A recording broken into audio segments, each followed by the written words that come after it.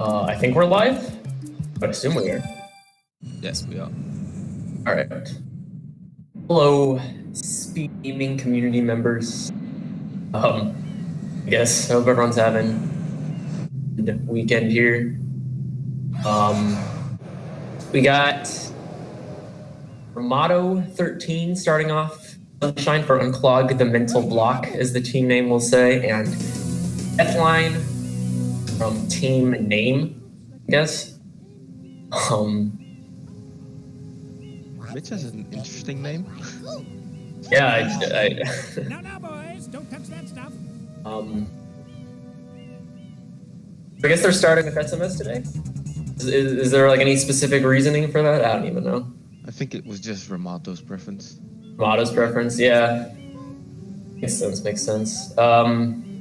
So I guess I can use this moment to talk about the two players. These cutscenes are going to last a little bit of time, so we have a little bit of time to kind of just introduce things, set the scene. I'll let you talk about like the actual tournament standings because I know like nothing. But in terms of these two players, both players are considered to be SMS boomers, I would say. Ramato playing since like 2014, and Deathline not too far behind. I think Deathline's like 2016-ish, which I guess they're not technically boomers. They're humors, is like that SMS relay race would dictate from a few years ago. So okay, Deathline might be more of a boomer than Ramato, but Stone Age. Yeah, from the Stone Age. So Ramato is by far the faster player here. Has a 114.56, I believe, any percent, or just the 114 in general is the important part. Deathline has been playing the game a lot recently. He actually almost 117 last night. I saw it. It was pretty cool. Unfortunately, just had some Noki mishaps, as we all have had before. But Deathline's definitely I can't talk. Deathline has definitely rose to the occasion for this tournament. Has been doing a lot of practice. He's done a few bingos again, 120, any percent. Got Deathline out of retirement. Yeah, this got Deathline out of retirement, so yeah, should be interesting for that reason. Yeah, so I'll let you talk about like the tournament portion of this, because I don't know if I know anything about it besides like thank the winner of this. I know anything about it. You're the organizers. Even then, I know. Okay, alright. I get that. Just teams of three battling it out in 3 games. Should be pretty fun. Yeah. Yeah, should be interesting here. These teams are really closely matched. The combined PBs are within 10 seconds of each other. Yeah. Do you remember Ramato telling me about that? A few days ago, the top 3 teams that were still left were exactly tied. Oh. Insane. Yeah, should be an interesting little matchup here. Ramato is gonna probably start with a pretty healthy lead for his team, but I don't know. Like if Ramato has like a bad run and Deathline has a good run, like they honestly can end up having pretty similar SMS times, which would be pretty interesting considering Ramato is supposed to be like the big person on his team, I guess. Like the fastest. Deathline is like the medium guy, I think.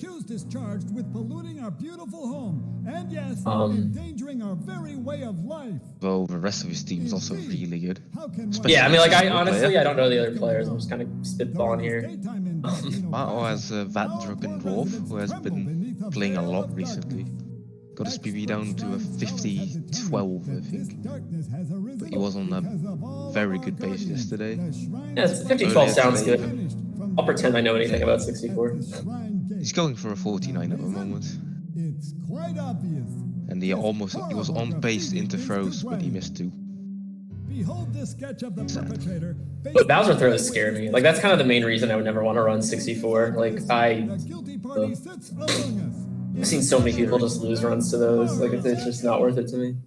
Team Romato's last teammate is Azarkos, who's also been playing a lot recently and is known for being really consistent. Yeah. He's really good. For Team Mitch, you have, I think it's Deku Dude.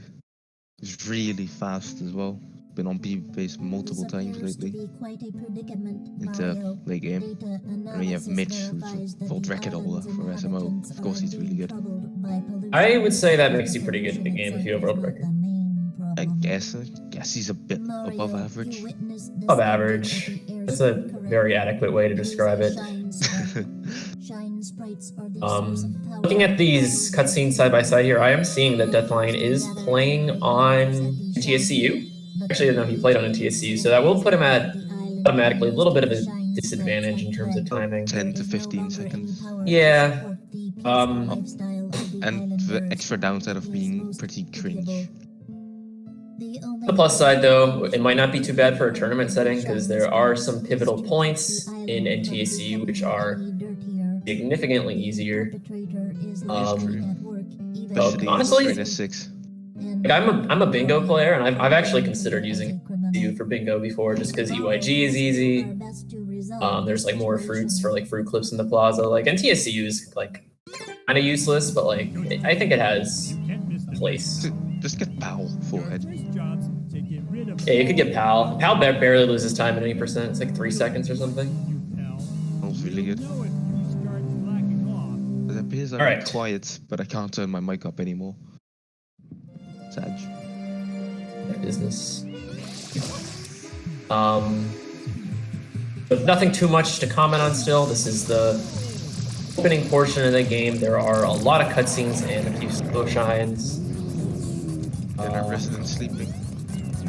Yeah. I'm just gonna unlock Bianco here, first world of the game. Not a lot to say yet. Deathline is in the lead. Insane lead right now. Of second. I know, right, Mike? It's fucking... Oh, I shouldn't say that. It's really insane. My bad. And Deathline just has to keep at this pace. And Motto has to lose time more. If Ramato messes up really bad, Team Name has a really good chance at winning this. I agree. Team Ramato. Ramato can get this time save right here because he does quick kill, and I don't think Deathline does. Quick kill saves like seconds. 2 seconds, yeah? Or like a second or two, I don't know. I think it's 2 seconds because he also has to travel less. Oh, but Ramato is not getting water slides. No, he's choking. Choking. It's the mental block. Try to unclog it, Ramato, right now.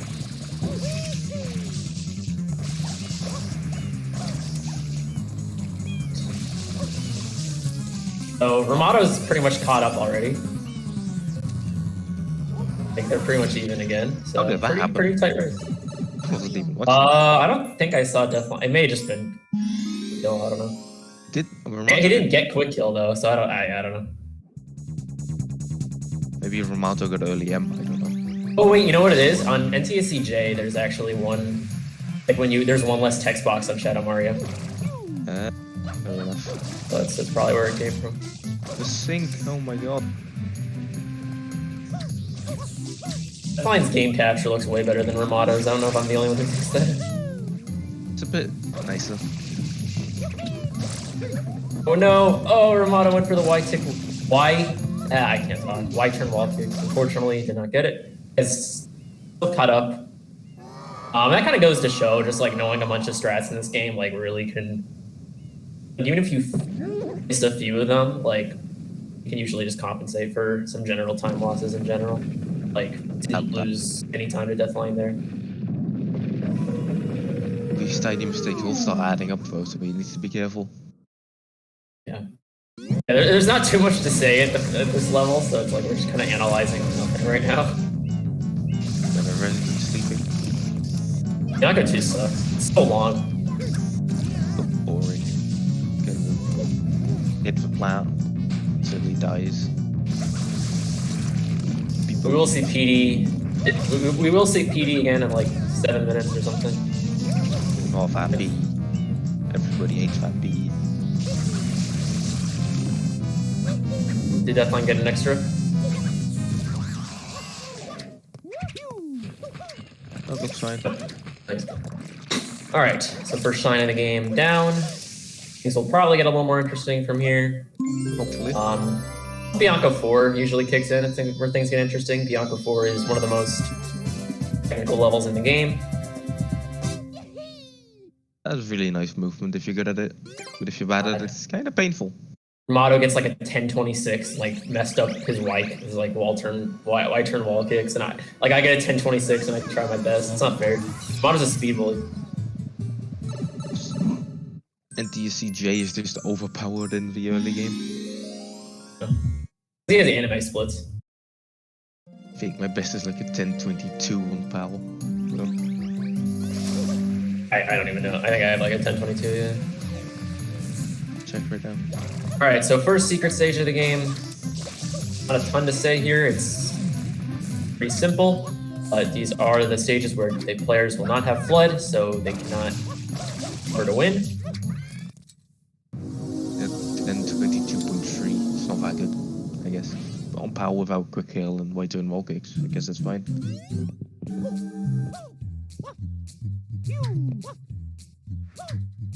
Really going for the fancy baller strat here? Yeah, Ramato didn't go for the...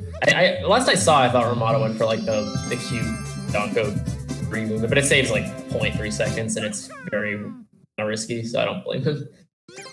It's the kind of thing you'd see Dede go for in a race, but nobody else really. You'll see like people who have like who have a 114 go for it, typically. But like it's really not the most important strat. You could world record easily without that strat.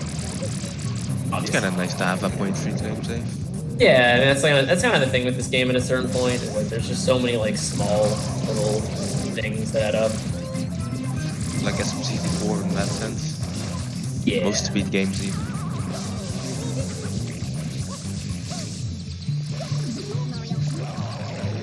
I agree. Going for travel skip now. Care to explain how that works, Jeff? Yeah, so as we defeat the Polluted Piranha from Rico, if you slide back to Bianco in the 5-second window, a cutscene there that is canceled out essentially. Gives about 10 seconds. 10, 11 seconds I've seen. Yeah, obviously not intended by the game developers, but is a cute little optimization. It's a pretty big time save even. It completely changes the route of it as well. Like, I'm pretty sure if travel skip is not a thing, you would do Rico Link 2 earlier. To be correct on that. I think so, yeah. So it's actually very pivotal to this game's routing.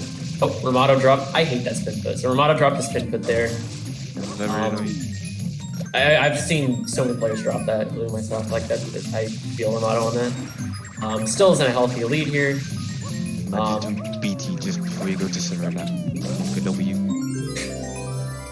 That's kind of how it is in 96 shines, or 79 shines, I think.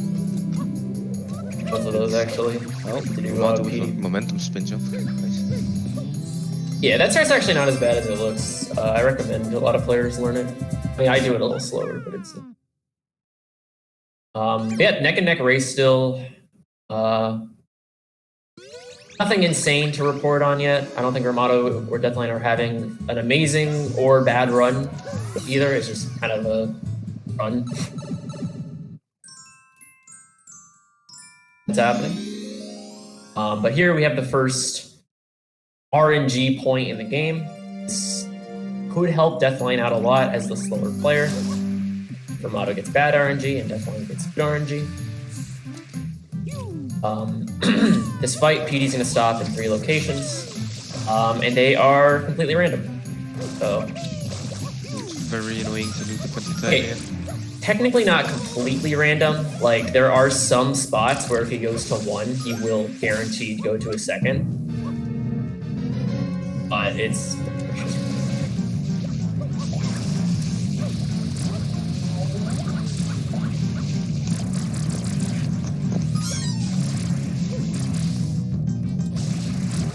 We'll see how both of these players RNG turns out for them. Ramato not getting Oh, greens. Okay, that still can be fine, this first position.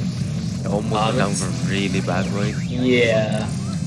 Deathline actually getting a potentially good spot as well. So both these players are getting, I think, good spots to begin with. It's too early to say if it's good or bad RNG, though. If Ramato, if PD just goes straight down, he's guaranteed to just go to a nice third spot. So, yeah, Ramato's actually getting a pretty good pattern here. After this spot, PD will guaranteed go down to the river, which is a good third spot. Deathline also getting pretty good RNG here. Assuming PD does not troll for his last spot. Hopefully. Yeah. Deathline gets the best pattern here, that'd be huge for his team. Yeah, like, Deathline pretty much just has to either break even or just get, like I don't think his team can really afford to just lose a bunch of time to RNG. As a slower player. Oh no. That could still be fine. Yeah, that's pretty good. That's Oh, really good. it's a little slower. It's definitely weaker than Armato's pattern, I think. But this is... No, I think that's better. Should be better anyway. That's Armato like will leave Monaco with like a 20-second lead-ish. Oh, 20-ish, yeah. Nothing that Deathline cannot make up. Well, what an early split from Ramato there. Like, full second early. That's some HGing. We should just disqualify him right now. Yeah, you should just... Yeah, I agree. Goodbye, Ramato. Mental block of splitting early. SMH. Yeah, about 19-ish seconds between them. Yeah, nothing insane here. We're gonna come up here to Gelato Beach, which will lead us to GBS. our GBS, which is one of the biggest skips in the game, if not the biggest. Very important to keep in practice because it can lose you a minute very easily. Yeah, this is kind of a big deal in a tournament, like a race setting. In a run, this is like really early, right? You can just reset if you get a bad GBS. It's like, especially if you have like hacked file, it's like 10 minutes to pick up that time. But in a race, like it's very easy for one failed GBS attempt to turn into 2, 3, and then and then suddenly your coconut despawns and you just hate your life. Especially risky if you go for things like backflip GBS. Yeah, I don't think either of these players goes for backflip. I'm pretty sure Armato goes for what's known as Yassi spot. Oh, that's scary as well. Yeah, it's a little scarier, but it can be fairly consistent. I don't think it's... Targeting for 3, what a hippie. Oh my god. Oh yeah, that's true. Yeah, like a lot of people just spam spray. I spam spray. SM. But this is way more consistent. See if Armato Armato not doing Yassi spot here. The old beginner setup. I can respect that actually. For those who don't know, we're doing the bingo league at the same time, and I can speak for most bingo players when I can say like I have forgotten how to do this. So like kind of going back to some older muscle memory right now for Armato. Probably not the worst idea. Deathline getting first try RNG as well. First try GBS, not RNG. Yep, first try RNG. Nice one, Jeff. Yeah, it's pretty much RNG. Deathline on alright run here, I guess. Can't really see the splits too well. Yeah. Deathline's on a further skill levels. Deathline's technically on a better run than Ramato, I think. Yeah, definitely. But Ramato's not on any bad run or anything. Just a run.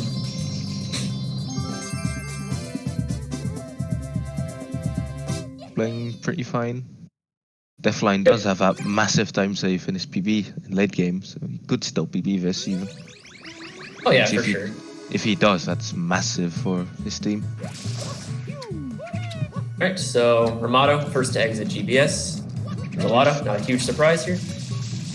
No, Infinite GBS is not RNG, you're just really bad. Omega low. You think GBS is... Yeah, exactly.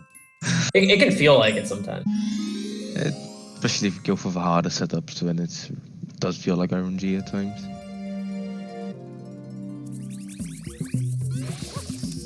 Speaking from experience from doing backflip GBS. Speaking of RNG here, Pianta 1 is a little bit of RNG. These chomps in a few separate positions. The one that matters the most is going to be the third one, which can spawn in 2 locations. How much does it lose? Like 5 seconds if it's in a basket? Yeah, like 5 or 6. Probably like 5 for Ramato. And Ramato will have another Chinese MZV from the JP exclusive hover kills. Yeah, and that's actually a pretty good Pianta 1 in terms of both RNG and execution for Ramato here. Definitely kind of getting a weaker first spot, but still can be fine.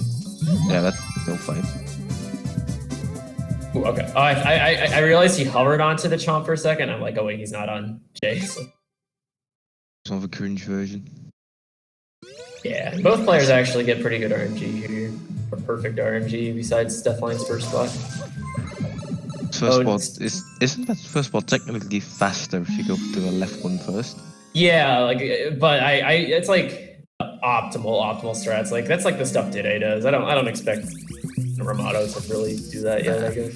Dide's nutty at this game. Dide's still in the tournament. Or like is that team just out? His team is out, but he also didn't play a single race because. Oh really? I didn't even know that. He didn't want to.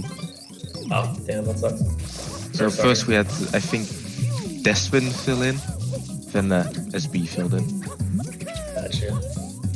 SB actually getting the best race time in the entire tournament so far with a mid. That does sound like SB. SB is like one of the most consistent players of all time, I'd say. I think he got a mid 115 in a race, which is insane. And he got like he got 120 race record, I believe, a while ago. He got like a sub 3 for Ario. Very consistent. Yeah, he also like 115 forward into an 03, into an 02, into an 01. I think he got a 115 flat as well. Yeah, he's just the numbers are probably a little bit off, but he's just a super consistent gamer. I love how Deathline is just copying Piantissimo.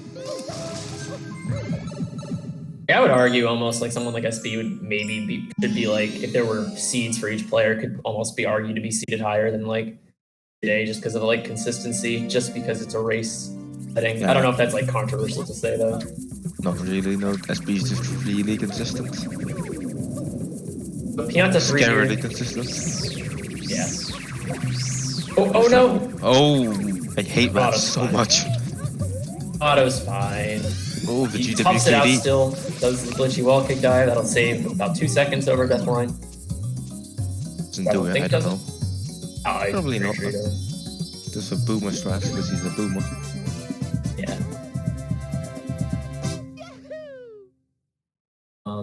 Yeah, Deathline is like, you're starting to see the speed advantage of Ramato come into a place here. It's shifted from like a 20-second speed to like a 30 into like a almost full shine lead. Pretty big difference now, but nothing that can't be changed. Yeah. One shine. If Ramato dies on honey skip without skipping the cutscene, that's Deathline back in the lead. Yeah, and there's lots of RNG later. Lots of RNG soon, actually. Yeah, ooh, early cycle. That's gonna be a big one. Oh, no water. Dude, Ramato can't get water slides today. I hate that. Like, ever just like, you try to water slide and like Mario just rolls out. Oh man, that's so annoying. That actually like probably kills me more than anything in this game. When something is really cycle dependent and when you miss a water slide. God. Yeah, it's like, okay, cool. Like thanks, game. The worst part is when you do get the slide, but the water just instantly disappears. You just slide there. So annoying. It happens at the start of Bianco sometimes. Pianta 4 does have a little bit of RNG, but it's pretty negligible. Ramato lost 2 seconds, and Deathline is losing 1 second to optimal RNG. Not that big of a deal, quite honest. Something to point out. And personally, like, I've never really cared about my RNG on this level, even on a bad or good run, because it's 2 seconds. Who cares? Like, it can make or break a run, obviously. but Really close. Like if SB and his 115.00 got bad on NC here, well, yeah, goodbye 114. yeah. Gone up the Yoshi skip now. Pretty scary sometimes, especially in races. I saw them both practicing it earlier. Oh, little slip up. Romano gets it. No problem. Nice, nice. Little bit of time lost there, but still saving time over getting Yoshi, at least. Yeah, Yoshi skip can be difficult. We'll see if he gets early cycle here. Early cycle is dictated by the final Pianta. Almost falling off there. This doesn't look that promising, but it could be. I don't see this being an early cycle, no. Nah, yeah. Barely missing So it. Deathline gets early cycle here. Could actually be Oh, kind of huge. Deathline doing backstep. Yoshi skip. True boomer. I would not feel too comfortable with that. I gets it, used to do it because I learned it from Samu, but never again. But Deathline gets early cycle here. It's actually kind of important. Be very close. Could catch up Deathline. Does not talk to the small Pianta right away. Every microsecond here is Pianta 5. Ink for Pianta all the way over there. I do not see this being an early cycle, but it could. Oh, yeah. A little unfortunate. Probably something Deathline would have benefited from at this point. Deathline and Deco just need to keep it together until Mitch comes on, who will clutch it out for them. Yeah. So I'm doing some runs early, and he was low 58 pace into the last two splits.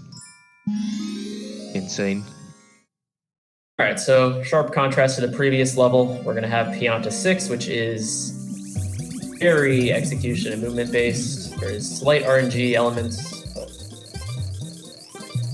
One of the most important levels in the run in terms of movement. Pianta 6 is so hard to get good at. Yeah, it's not a free level. If you want to get really good at it, you're gonna have to put hours and hours into it. What's your best time in this level, Griff? Oh, it's not good. I have like a I-213. But I don't do any IL strats in my IL, for what it's worth. Yeah, I don't do... There's like a spam spray you could do at the start, save the 2 seconds. You could do like the mushroom strat, but I kind of just do RTA stuff, but my time is still not that good. What's your time? I don't even know. I think I have a 313 as well. Yeah. I think Ramato actually just like pretty much tied my ILPB. Good Deathline gets here. I don't know if Deathline's good at this level.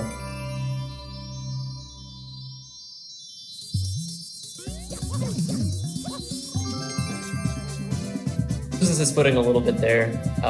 This level kind of just revolves around early unlocks for the most part. Each one saves a handful of seconds. Especially the male Piantas like that one, it's taking a lot longer. Deathline calling out Ramato in the Did chat. Deathline just like type that like as he played, or is he just like? I think it's for delay. Yeah, it has to be. It's like What to 20 say, like, or so hold. seconds. Lands a dash. Oh my god. 206, that's about average, I'd say, for him. Yeah, so this is about a 29:02 exit for Ramato. Casually beating my best by like 30 seconds, you love to see it. I think Ramato is beating my best by like 3 seconds. 4? I actually don't know. My best exit doesn't even have early cycle. That crazy.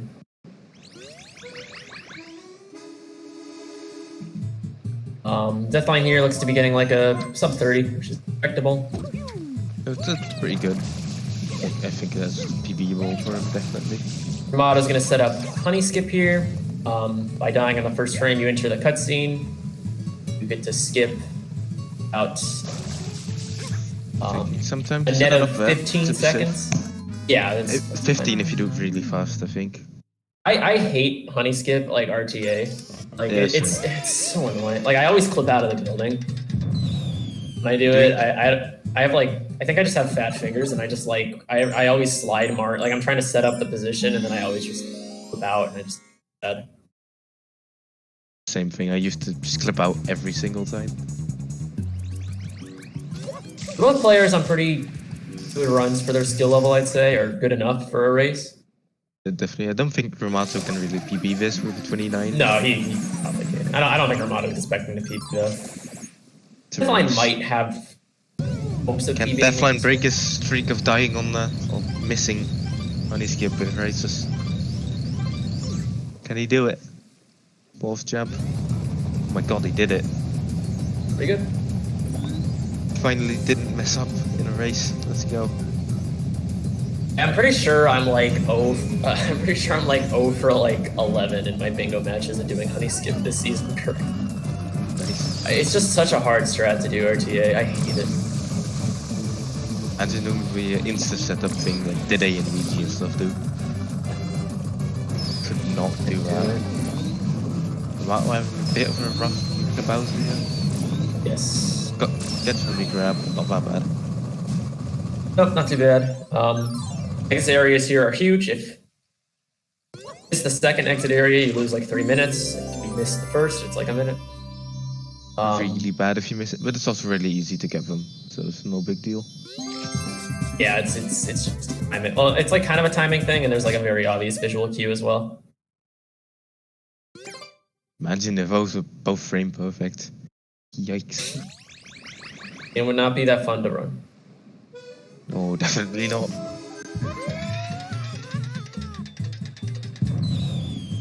But definitely here taking things a little safer than Ramato, but is still on pace to get a pretty good mecha, actually.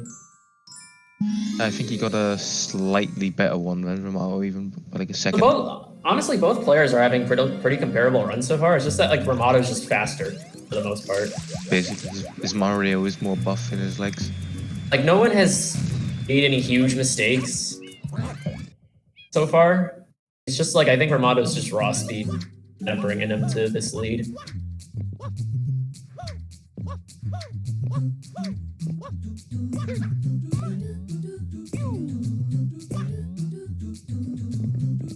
Having a 114 does something to a man. Yep. Is pretty fast. Pinna 2, kind of like Bianco 3, and it's just like kind of a secret that a little easier than most. You have to worry about hitting mole skip, which is probably the hardest part of the level. Not dying, which is sometimes really hard for some reason. Yeah, I mean, it depends how risky you take the secret, but even then, it's the hardest. Flying going on the left side here, kind of weird. But... I do left side. I mean, I don't really know. It's whatever. You can do whatever because it's just the cycle's so lenient.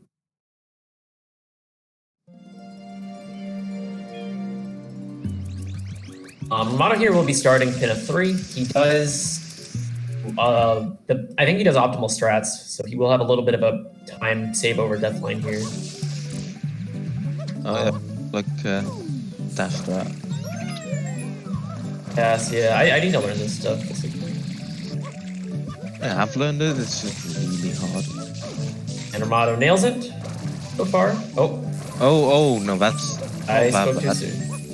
It's not. That's not like a huge time loss or anything. That was a really good backup from Ramato. Yeah, that's part of the thing with Pinna 3. I think this level is very backup dependent because I think on average you're more likely to mess something up. It's just a matter of how well are you gonna handle it and execute it from there.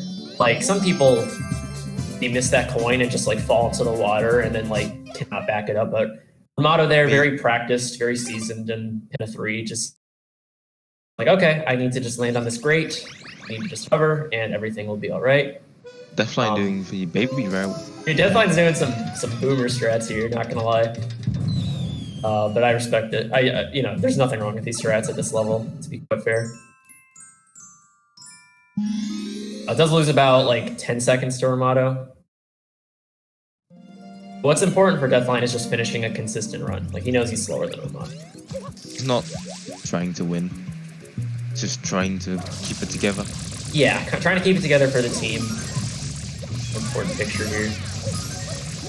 It'll be very dependent on SM64 and SMO. Especially with Mitch being so insanely fast in SMO. Ramato having some pretty big problems. It's looking to be like a 3-cycle. Not a 3-cycle, a 2-cycle. Not talk. Could be a 3-cycle, I don't know. The 4 is annoying. It's one of those levels that can do much of time. Every cycle he misses like 10 plus seconds, I think.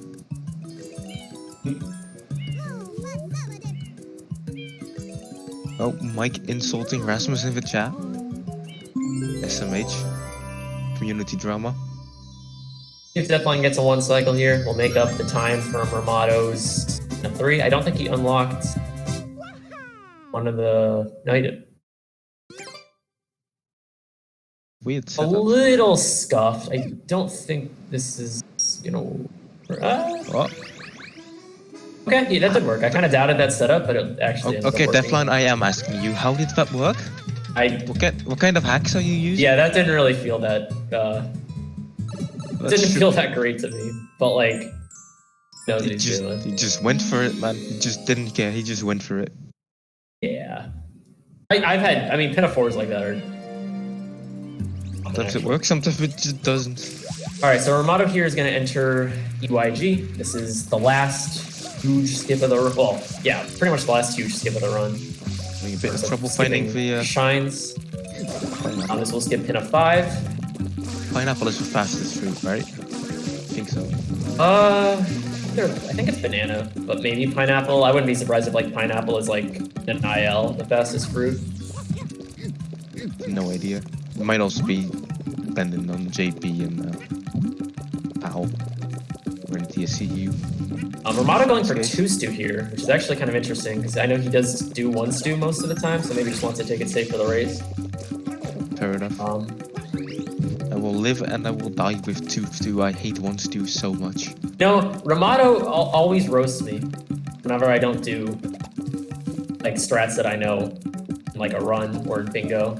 I'm gonna point that out. Deathline getting the coconut. Very bad, but only a couple seconds. Yeah, I mean he's gonna make up some time with NTSCU at least. Maybe a second or so. I think the best gold on PAL is like 156 by Dobby, which is very... Oh, that's insane. Guy had like a 212 or something. Jada. 206, I think. No, actually okay, he's good. ahead. I did not trust that. He's ahead of his PB at the moment, even.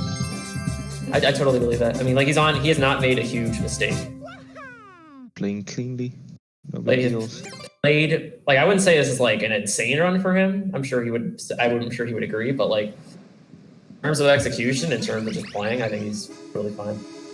He's playing safe and Doing what he needs to do for both the race and a run late game on a potential PB.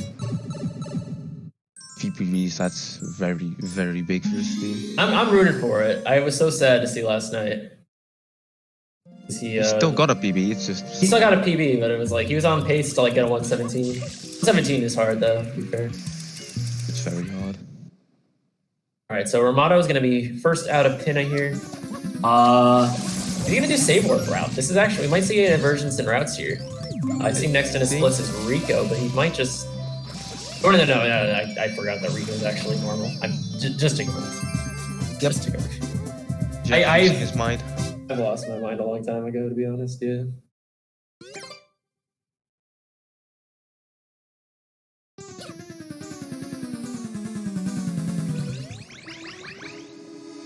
So yeah, Ramato about a minute ahead of Deathline here.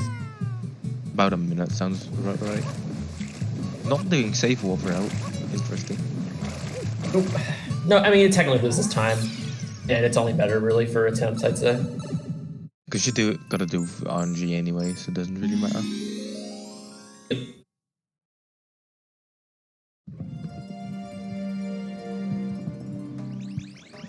They're fine getting a clean kill with a 39 penna exit, which is pretty decent, honestly. No shame in a 39 pin exit. So the best spin at like a 36 or 37. Going for world record. It sounds about right. So Rico here is going to be just kind of a string of faster shines. Pretty hard secret ready in the middle. Yeah. Rico is the fastest in the world in the game.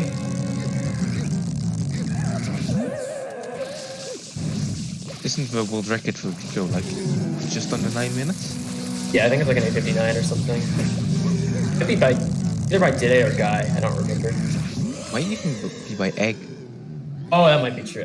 You could say any of those names, and I'd probably just be like, yeah, that makes sense. Held by it's 8:45 by Jeff Compass. Yours. Yeah, we can go with that. Noki isn't actually that much slower, is it? Like a 90. Noki's pretty quick, yeah. Confirmation from the chat, it is indeed Egg. I don't know.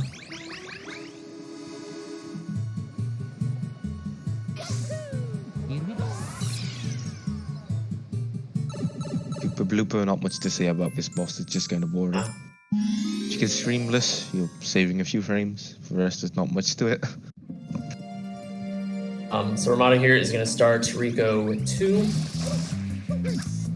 It just sounds more interesting that way, shut up. Rico 2 is more of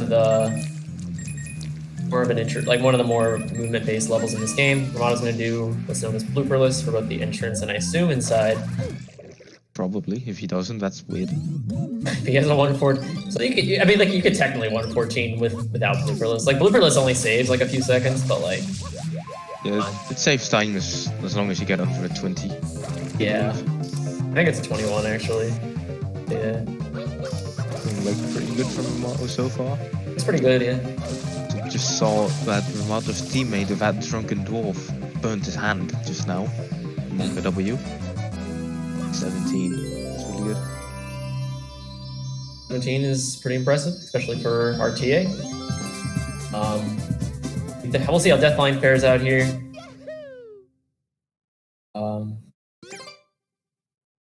Deathline's doing everything he needs to, like we said a few minutes ago, for this race. Just not falling too behind, it's just doing a consistent, clean run. Playing pretty safe and everything. Exactly what he needs to do. Ooh, it looks like, does Deathline ride the blooper? I don't think so. Oh my god, he does. Ooh, That's interesting. Kind of forward. Deathline is a boomer. He says, I've always chatted with him a few times recently. He's like, yeah, I always do like boomer strats. Fair enough. He says he doesn't want to learn like all strats. And to be fair, riding the blooper only does lose maybe like 30 seconds, maybe a bit more. So it's not the worst in the world, I'd say. Could definitely be a lot worse for him. Yeah, not the biggest loss. I think he's about a minute behind Ramato. About a It's minute very since respectable race. right now, especially considering the skill gap here. Exactly, I do agree. Model will be entering Rico 4. This is one of the hardest secrets in the run. Relatively easy if you go a bit safe, but if you go for the try-hard strats, you're gonna die. Getting the Beyblade, actually. Really nice. Beyblade is a hype strat. Don't think Deathline does him. No, he doesn't.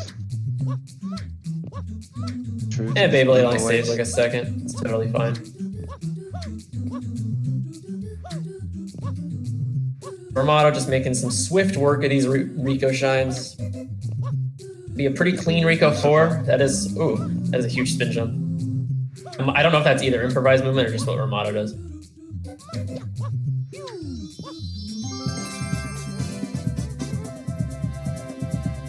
What happened to Deathline? I don't know. Is he in the secret and like died or something? Or just being spoiled? I think his game crashed. Oh no, that's so tragic. That's that? actually really sad. What do we do now? You're the tournament organizer. I don't know. Uh, I don't know. That's very unfortunate, actually. That's like really tragic. That's very sad. I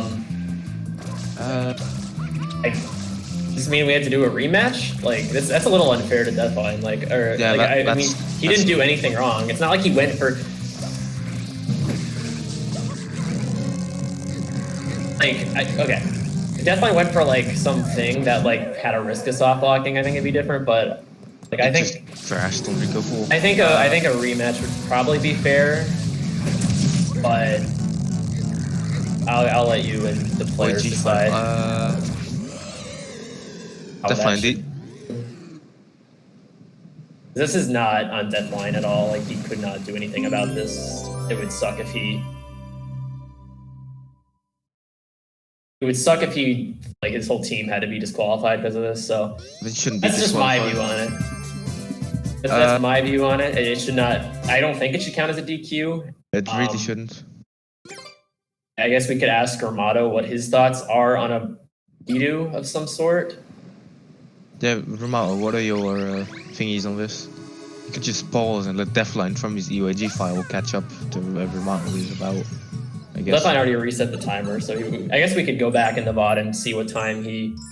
Then we'd have to see, like, from Romato's perspective, how much of a time advantage he got. Yeah, something has to be done here. I'll stand up for my guy Deathline here. That was a good run too. We do. Romato, Deathline, would you guys be fine if we had to do a rematch? Or just right now? Damn. Alright, well, Deathline has an EYG file. We could just pause, make Romano pause, and then... Romato, if you pause to... Like, right, Romano, don't... Okay, so after the Shine, Romano, like, you're already, like, ahead. So, like, just pause, and we'll make the difference. Deathline, I think you're gonna have to technically play up until, like, go 6, because Romano did, like, 3 Shines in the time. We need to figure out, time advantage Romano was just given. I think Romato was just about a minute ahead of him. Maybe a little About a minute ahead, so... Let's say a minute 10. Sounds fair, right? I think as... So what okay, so what should happen is as Deathline spawns the Shine for Rico 6, maybe? Is when Romano should be allowed to play again? Okay, he's on the boss screen. When Deathline gets the 8th red coin in Serena or Rico 8 or Rico 6. Sounds fair? He's on the boss screen here. Yeah. Definitely you hate to see it type of moment. We need to get the time for Deathline so he can set his timer to whatever it was. Obviously is not... Try and find it real quick. Videos.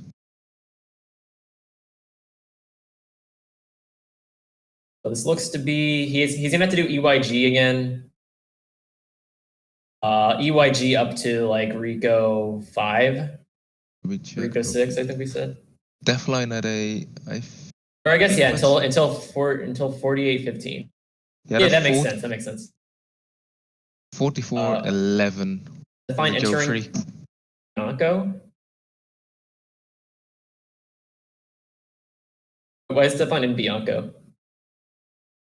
Confused. What's he doing? Just... Oh, maybe a mistake. Nice. Okay, so... Yeah. Oh, I had to check if Bianco 5, that makes sense.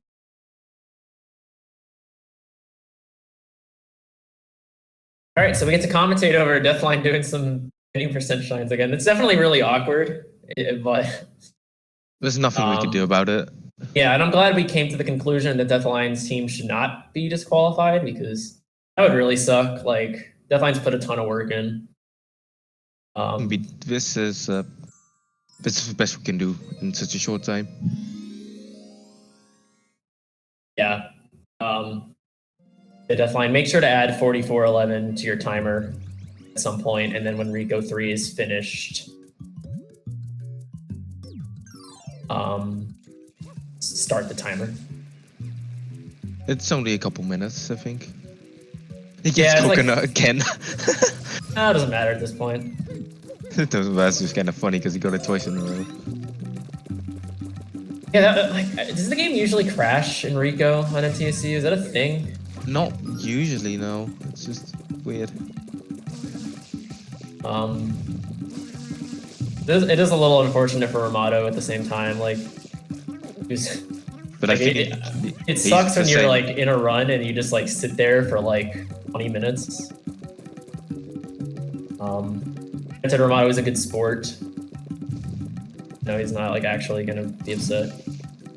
It's like, I can attest to this type of thing just completely taking you out of like the tournament match. Like my bingo match I infamously had this season had like a 10-minute pause, and I was just like so out of it at the end of the pause. very unfortunate, but there's nothing that could be done about it. Yeah. Deathline for getting the ears through.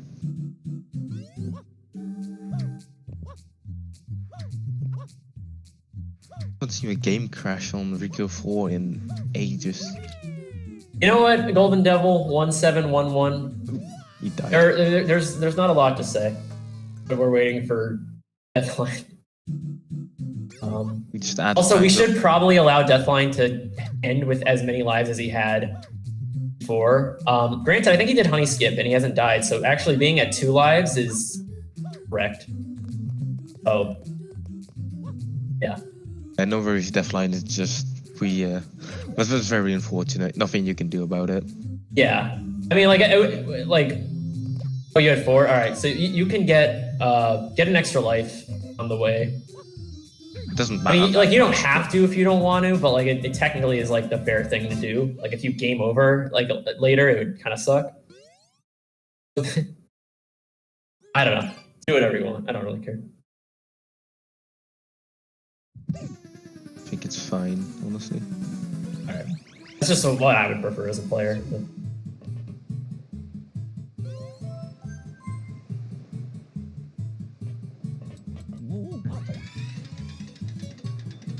Ramato did not want to do a full rematch, but offered to, which is fair. Like it's a big time out of your day to do 2 no resets of any percent, essentially. It's also like, I don't know, it's kind of getting later European times. Right? Yeah, especially for Ramato, as he's another. There's also everyone on the teams that have to play, so that makes. I think everyone understands, but you just can't do anything about that. Yeah, I played on NTSC for like a year, and I've never crashed like that, so that was kind of a surprise to me, honestly.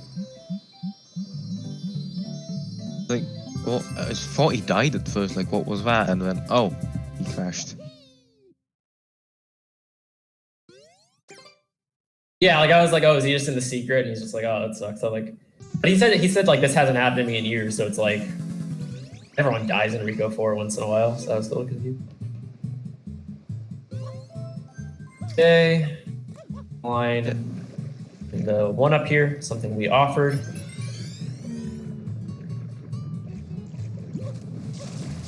Where's he going? Oh yeah, he did fucking bloody Rico. Pen out. Man, I just can't talk today. I can't talk any day, so don't worry about it. Yes, same.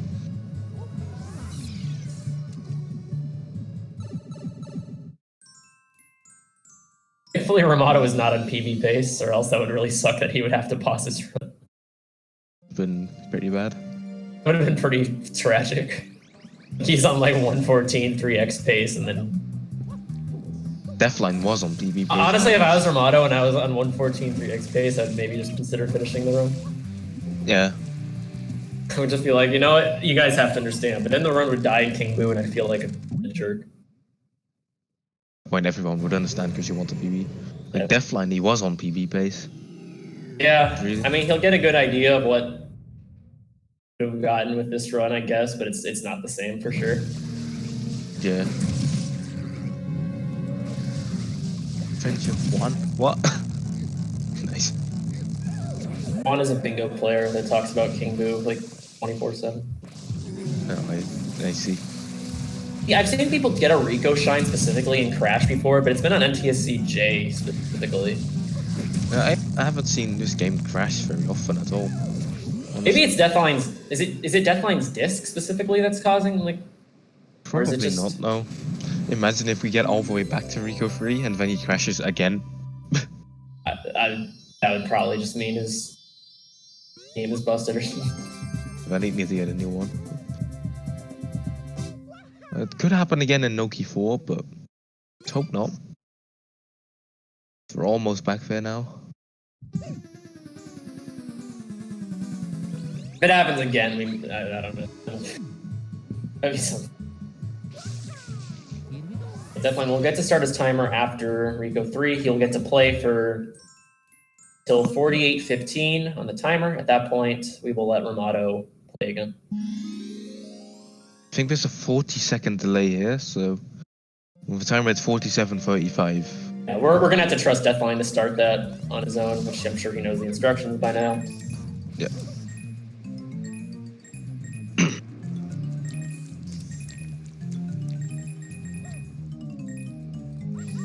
There's a few seconds in it, that's no big deal. We just add up the times at the end anyway.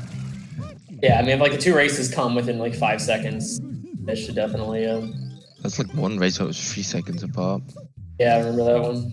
And one that was decided by the recount at the end. Yeah, I do remember that. I think I was up with that for a little bit. So the Deathline doing this again? Yes, is doing this again. Shine grab on Rico 3. The final start. Thank you everyone watching for your patience.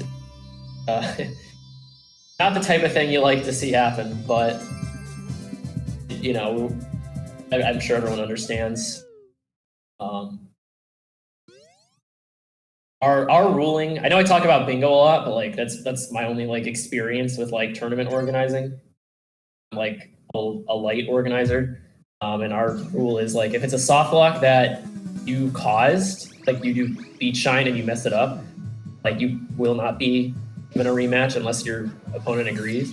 If it's something like the game just crashes or like some random thing happens, then you unless the lead was like unrecoverable, then you will be given a rematch. I mean, like it's different here because there's 3 people playing, so it's actually more important that a rematch or like a compensation is made up anyway. So like 10 minutes extra, I think. 10 minutes you can squeeze out of your day. It's not too big of a deal. So Ramato will be delayed. Like if he's watching the stream, he's gonna be delayed. So I don't know if he's gonna know when 48:15 is on Deathline's stream. So we're probably gonna have to figure that out. So he 40 starts at the right time. I'll send him the amount of time that Deathline is.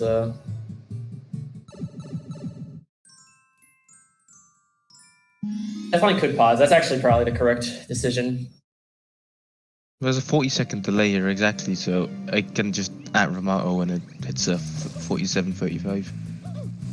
Okay, it's 40 seconds exactly. I think so.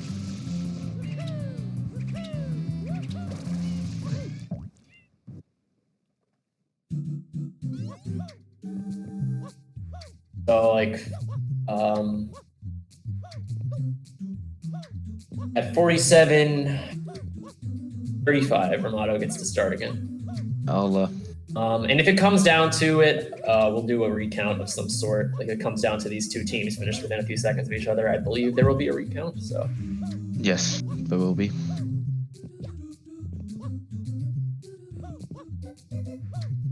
44 seconds. Okay, so 31. I think I think the delay keeps growing. So like Very slightly, but it was 47. like 20 seconds earlier. So maybe at Rico 3's end, we'll check it again.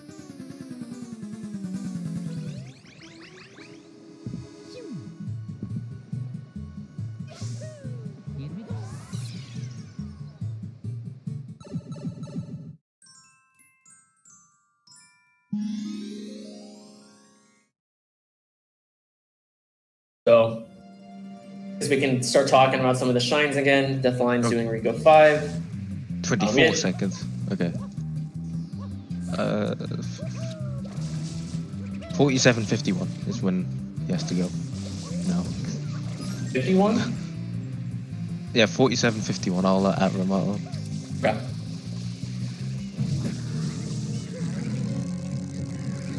It doesn't matter because there'll be a recount no matter what, as we're saying a few times now. So figure it out.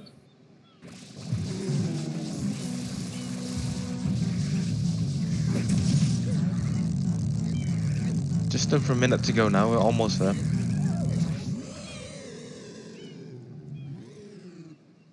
Because you'd have to pause in the middle of Rico 6, which you don't really want to do. I would not want to pause during Rico. To point that out.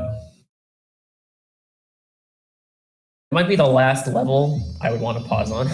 Barring like a secret. Yeah, imagine pausing in Noki 6. Even like Ramato's asking in the chat if he's going to be informed on Discord or in the Twitch chat. Okay. Just want to make sure you saw that. Thank you. I just saw it. 20 seconds.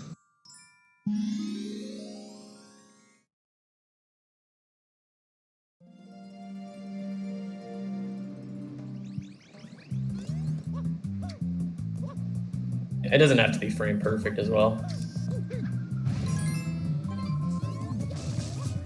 Yep.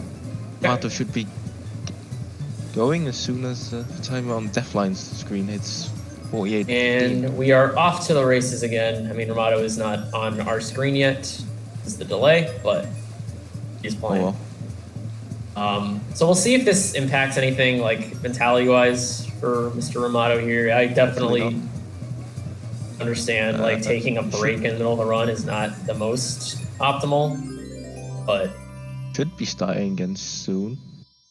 Yeah, there it goes. It's a little bit more, but it's fine. It'll be re-looked at. 8 seconds, anyway. That's not much. So we're back. All right, so Ramato's going to head off to the second half of Bianco here, which is split up just due to the event cutscenes. And the travel skip, right? Or else there'll be more Bianco here. So, Bianco was done in 2 segments. Imagine doing B into Bianco 6, then into Manta right away. There is a route that does Bianco 6 early called German route. Bianco 6 and 7 early, right? Yeah, I think that's the full, but like we'll sometimes just do Bianco 6. They accept they'll lose 3 seconds. I don't think Bianco 6 is like that hard of a level where it's like you want to get it out of the way early. It's really hard for beginners, I'd say. I used to use that route because it was. I think if you're intermediate at the game, like Bianco 6 can be done more consistently. But if you're very new, it's such a scary level. Depends on your strats. Depends on how much you practice it, really. Don't do the moment for butt slide here. That's really scary. I think almost taking a death there. Only today does that in runs. He does. He actually says he's more consistent with it than he would be with anything else, so that's why he goes for it. And honestly, I haven't really seen him mess it up that much. I saw him mess it up once. Bit too little speed, but he can always just white turn right after. Yeah, Bianco 6 is a level where you need to adapt. If you are not going to make your cycle, you cannot go for it. You need to kind of practice some backups. It's such a scary level. You can easily lose a minute there if you die at the top. Yeah, you drop a spin foot or something. God, don't talk about that. Races are still pretty close, actually. Yeah, Deathline is about about a minute 15, minute 20 behind Ramato, to be expected. General speed, but neither player's really like. The interesting about this race is like neither player's just made any huge mistakes for the most part. Yeah, it's been a very cool race to see because Very consistent. Yeah. Oh, Deathline doing the actual boomer strategy.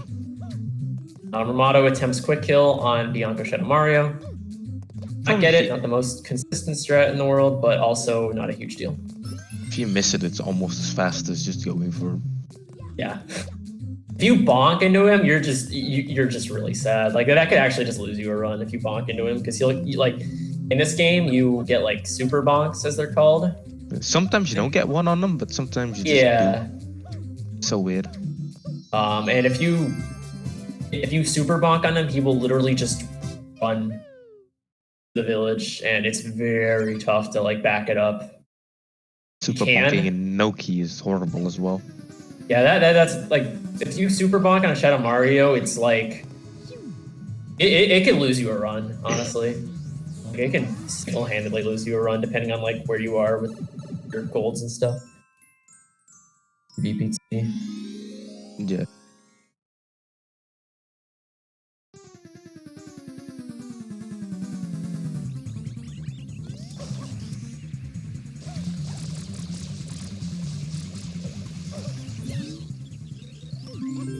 Yeah, so Ramato's gonna. I'm sorry. It's gonna be Manta. Oh god.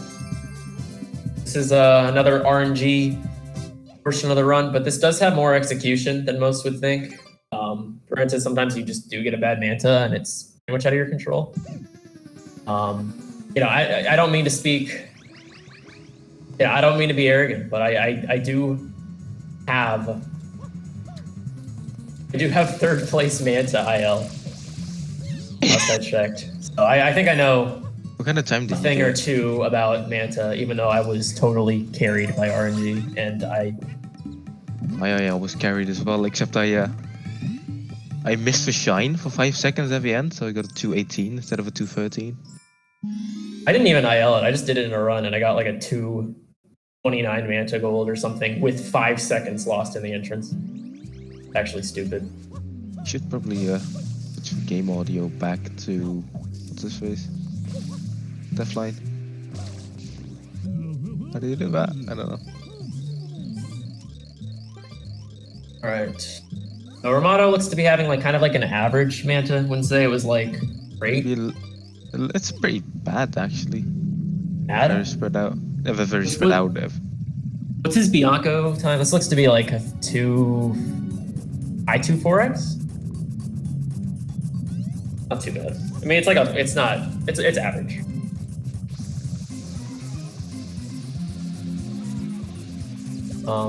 Deathline also doing what's known as hut strats. You could do hut strats, or you could do hutless. Hutless by nature saves about 2 seconds, but like on paper, but it's a lot hard, and it can lead to really good mantas. It can also lead to really bad ones. I think he got a 251 Manta, which is acceptable. Yeah, it's like an average, I'd say. Not what you want, but you just have to deal with it. If Ramato was on pace, that'd be a bigger deal, but I don't think he's too upset, considering this is just a race. What's the best Manta anyone's got? Like a 223 or something? Yeah, that sounds about right. I think it was by BJ? Talking just solely in a run. Maybe, I don't know. Oh, that's a pretty good Manta from Deathline there. Yeah, that was Ramato's starting at 2 here. One of the other hardest secrets in the run, I'd say. Probably the hardest for beginners as well. It's tough. There's lots of spin jumps here you have to do. And the momentum spin at the end likes to just not work. I hate the momentum spin. Personally, it does save like 3 or 4 seconds, or like not 3, like 2 or 3 seconds. I don't know. I think so. And the movement without it is just very awkward as well. Yeah, it's kind of a strat you probably just have to do at a certain point. Granted, JJ, like, I remember got like a low 114 once without doing it. He just wanted to preserve the run, which was totally respectable. Fair enough.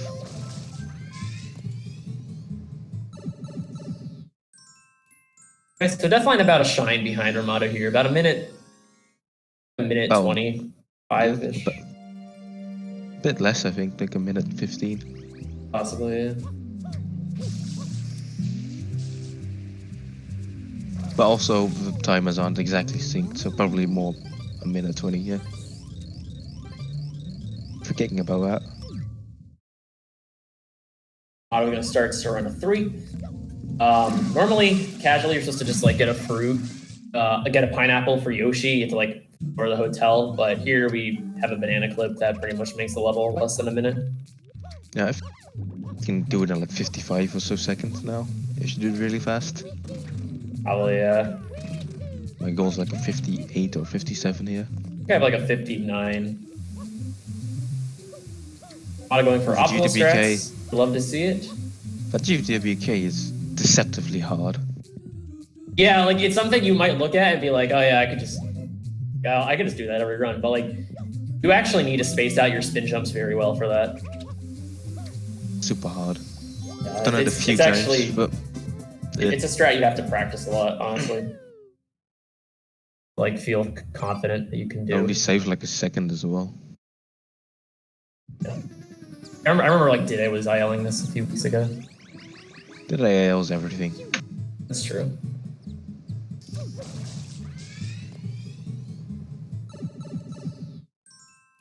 Really good at them. He is the best Sunshine player in the world, so. You have a point there. I guess he's a little bit above average. Armado entering a Jeff secret Compass, here. though. The almighty and legendary Jeff Compass with his 109 and any percent. Astrats, Ass Compass. Yep. I'm going for another boomer strat right here. Armado is in Serena 4. It's his second to last secret in the run. Does not do butt slide. I think butt slide's a scam. You're a scam. That's also true.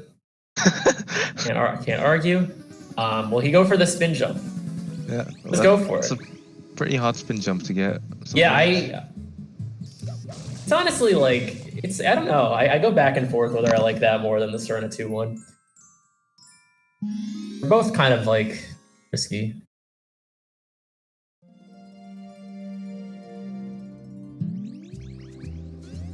All right, and Armado is going to start with King Boo, which is the last huge instance of RNG in this run. It's a literal slot machine, so. Yeah, it can go either way. You can either you can get anywhere from no extras to like up to theoretically infinite extras. Although realistically, the most extras cycles you'll get is like 6 or 7. I think for most I've ever gotten is like 8. I've gotten 9 before, I think, or 8 or 9. Each extra cycle is about 7 seconds. We'll make sure to point out which ones are extras. It's kind of weird. There are 2 mandatory non-fruit cycles. Except if you do cycle skips. Do cycle skip, which I do not think either players would go for. Probably not the greatest race strat in the world. If you don't go for it, you're just a pussy. Oh yeah. I'll get an extra right away. That's not what you Otto like. getting a little unlucky. The mental block does remain strong with King Boo.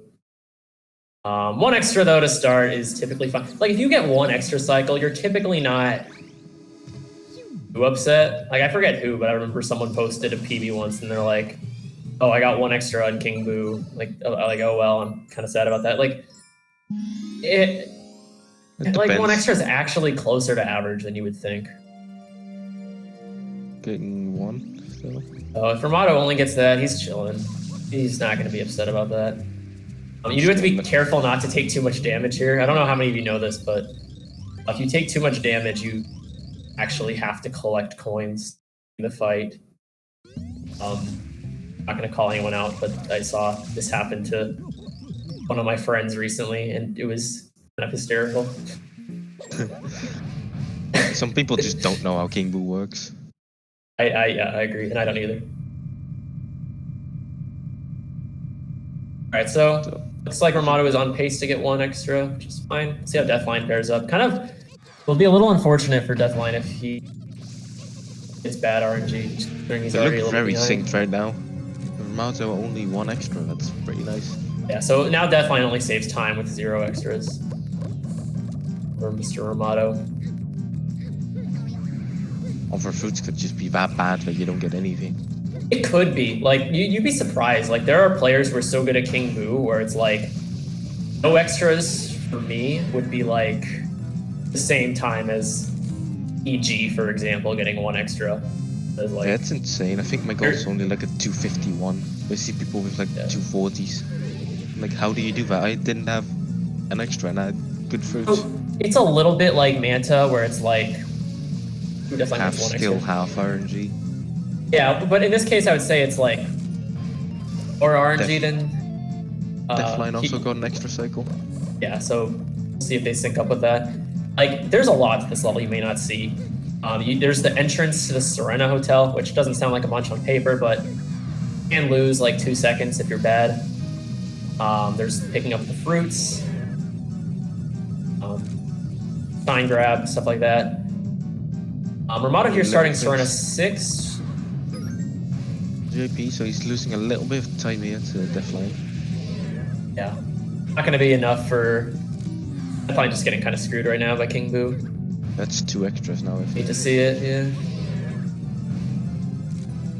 Oh no. Oh god. I hate to That's see not it. what you want to see. Okay, so question mark in the center does guarantee you will get fruits. It's 3 extras. All things considered, not the end of the world. If this was PB pace though, it probably wouldn't be anymore. I'm unable to see his BPT, but A bit blurry. I'll check for stream, see what it was. It looked like mid 117? yeah, Yeah, it was mid 117. definitely possible, 2x. but I mean, it's not even a PB at all because it's the run died in the middle, but you know what I mean. If it were to be one. If it didn't crash, it wouldn't be PB pace anymore. Just a thing you think about, and it's like, what it could have been, you know? Yeah. I guess he's kind of happy that it didn't PB anyway. That would have been very sad.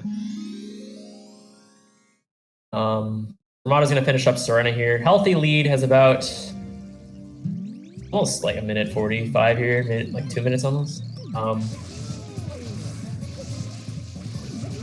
If he wants to win, he needs to keep it together in Noki, and Dwarf needs to really keep it together in SM64.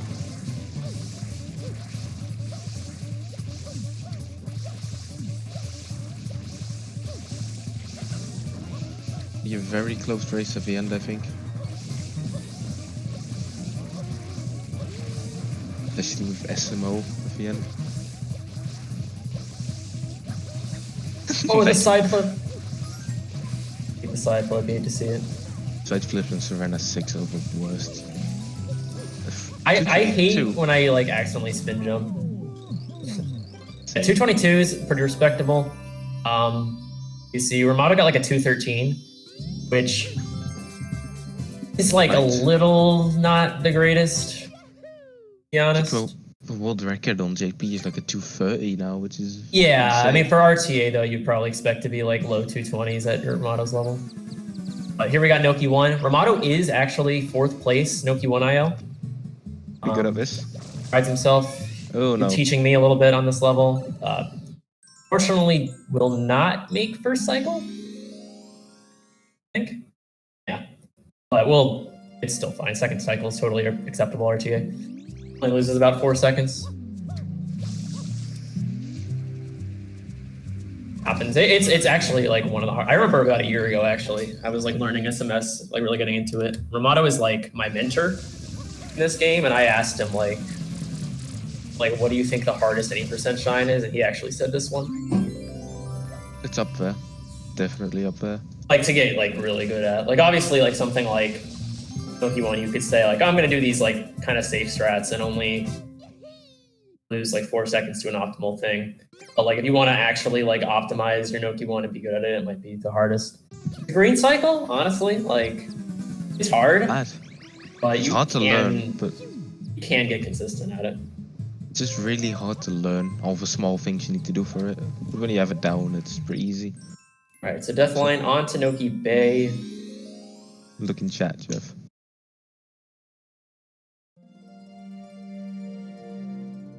True. I don't know Star Wars references, but true. Switch the game audio to Ramato, as he said. Noki 2, another very movement-heavy level here.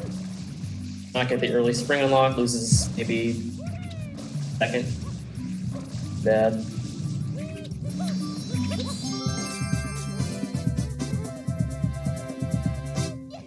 I switched the audio to Ramato.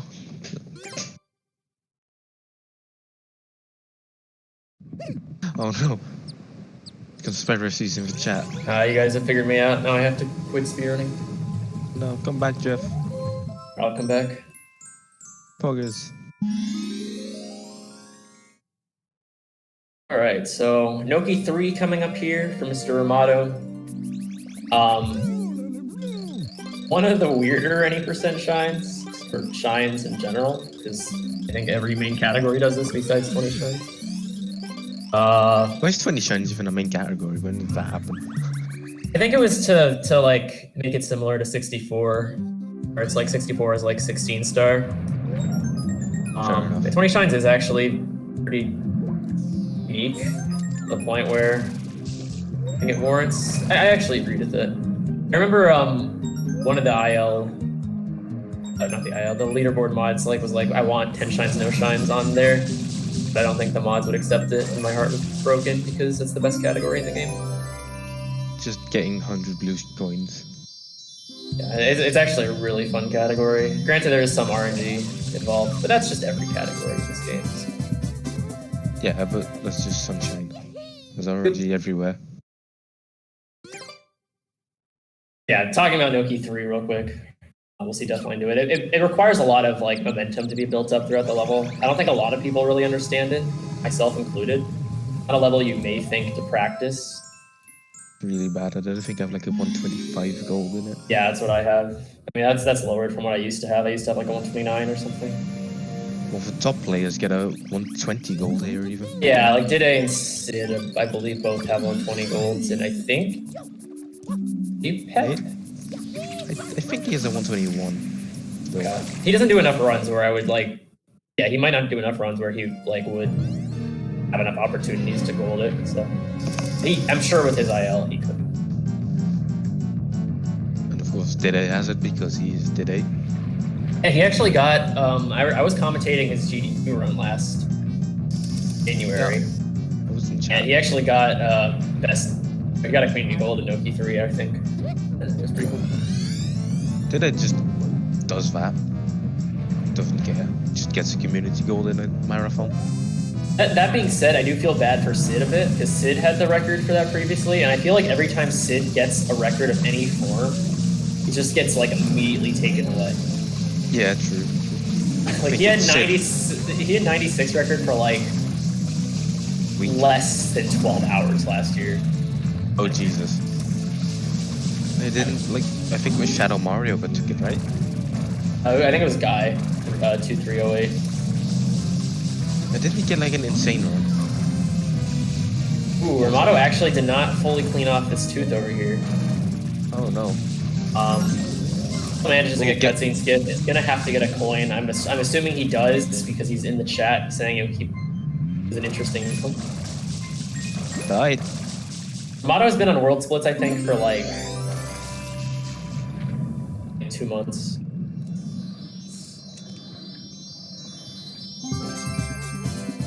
Alright, so yeah, we didn't talk too much about Eel, but that is one of the most execution heavy levels in the run. Especially if you do 6 tooth.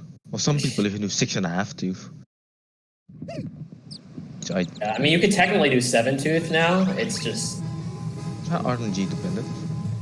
I don't know anything about the strat, if I'm being quite honest. Yeah, I don't expect either of these players or anyone in the tournament to go for it.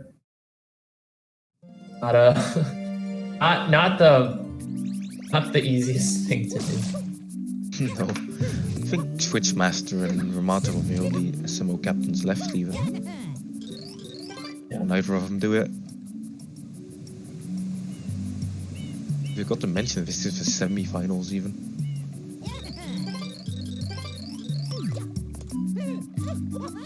Only So finals and a bronze match left after this.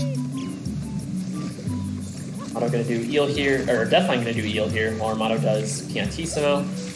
Fawn looks to be going for 5-2 stress. Really respectable. Nothing wrong with 5-tooth. Tooth was such a step up from 5-tooth.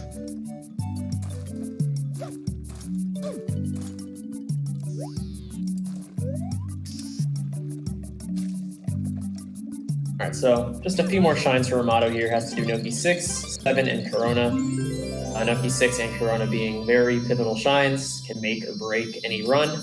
Even Noki 7 can just kill your run if you're not careful. Yeah, I mean, this isn't gonna PB for Armato. He knows that. He's known that for a while. It's more so a matter for him, like, how, like, what can I finish this race with realistically? Like, at his level, you might value like a mid 116 as a good race time, especially when you're not on the grind.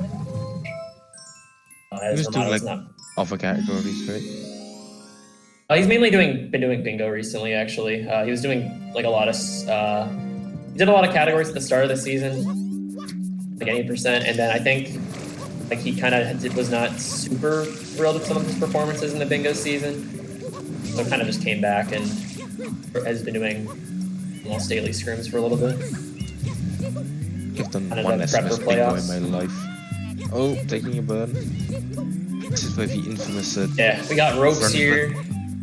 The infamous run that could have killed any percent died. Yeah, I remember seeing that live. Oh, that was so heartbreaking. Like 113.10 BPT.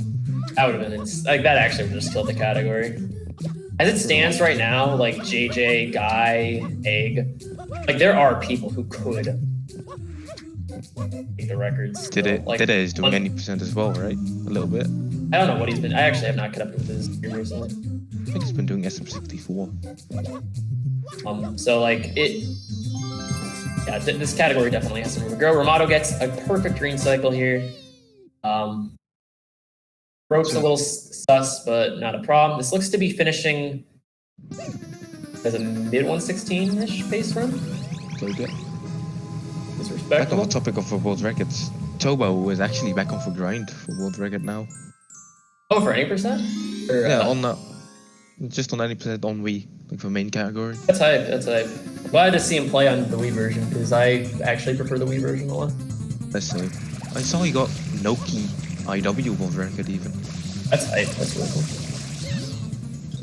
cool. Wait until 7-tooth is part of that. Oh god. Alright, so yeah. Pretty decent run, all things considered. I think this could technically 115 if Armato does fast Corona. I actually don't know if he does fast Corona though. I don't think it would really be worth it for a race. Probably wouldn't be really worth it for a race unless you want to like flex. I don't. Something like Dede would do. I mean, Dede would always just go for it anyway because hard strats are fun.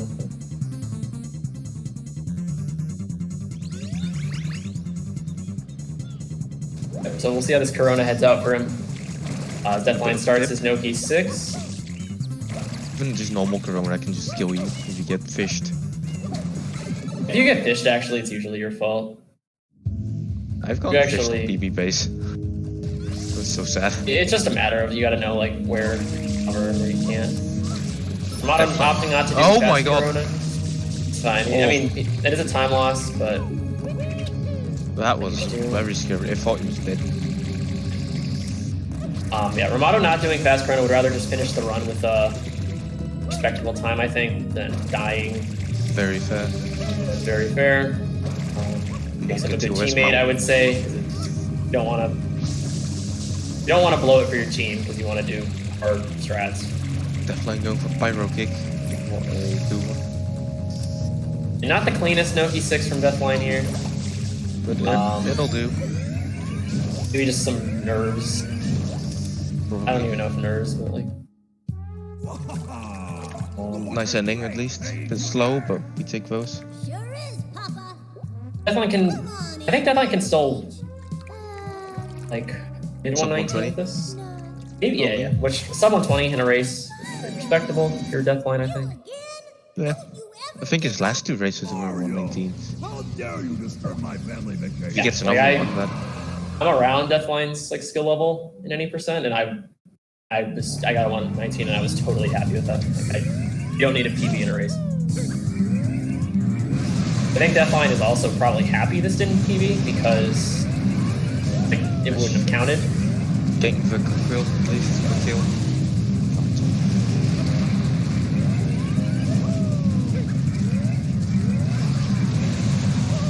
Oh yeah, all things considered, when I was wrapping this up with Bowser, all things considered here, with the SMS portion of this, like, Deathline is finishing a few minutes behind, but he kept this race very steady and consistent for the most part.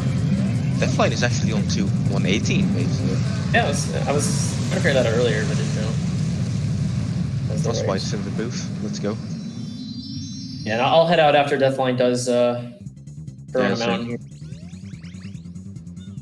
But yeah, all things considered, Deathline kept this race at a very clean and steady pace for his team. Pretty solid time from wow. Can't complain if you're Ramato. You know, a low 116 in a race is always a respectable time.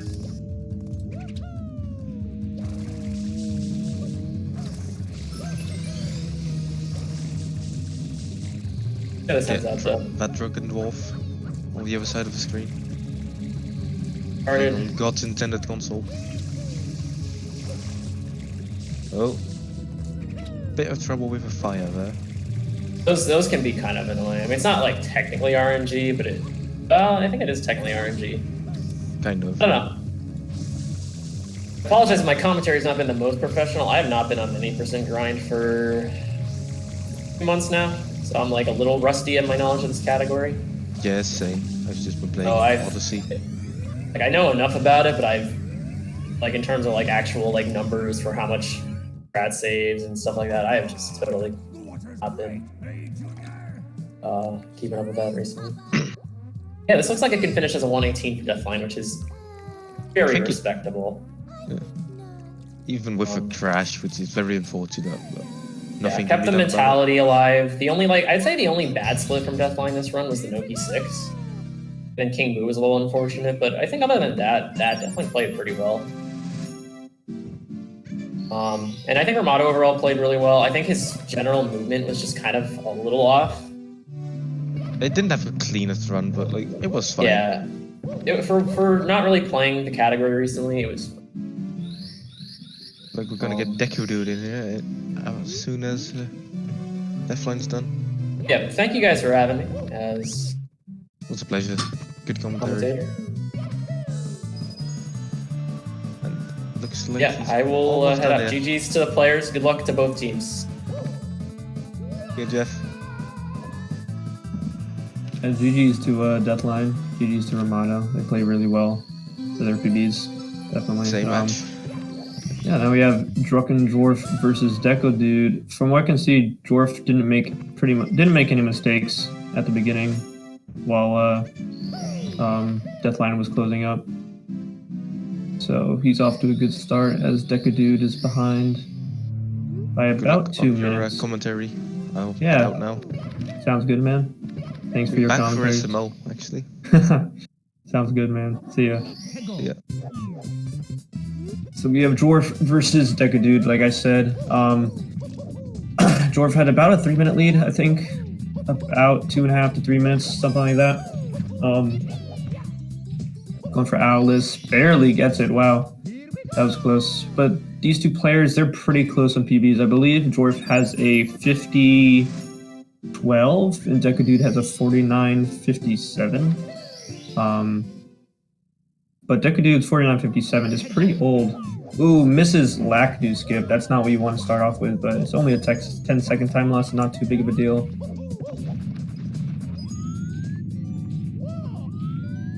As we see, Dwarf going for Canless, gets it, not too bad.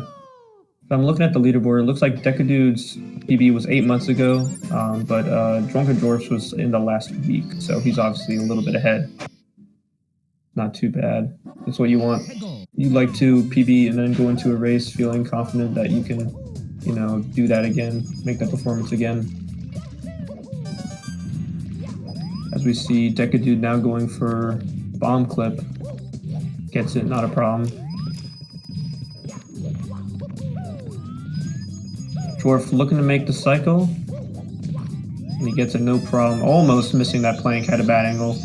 Having a bad angle on that long jump as well. Taking it safe, just getting the blue coin on the way over there. Ooh, but diving off the plank, yeah.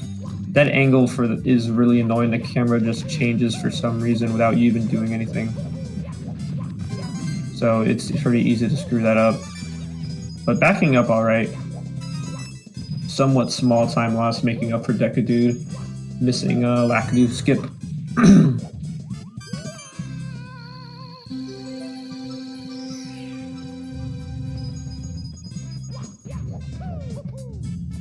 Finish off 100 going, not too big of a deal. Decadude getting a 12-7 slide, that's pretty good. You know, usually what these tier of runners aim for is like a 12-7, 12-6. 12-6, it can be pretty hard though. You have to have almost a perfect slide. And then obviously 12-5 is pretty nutty.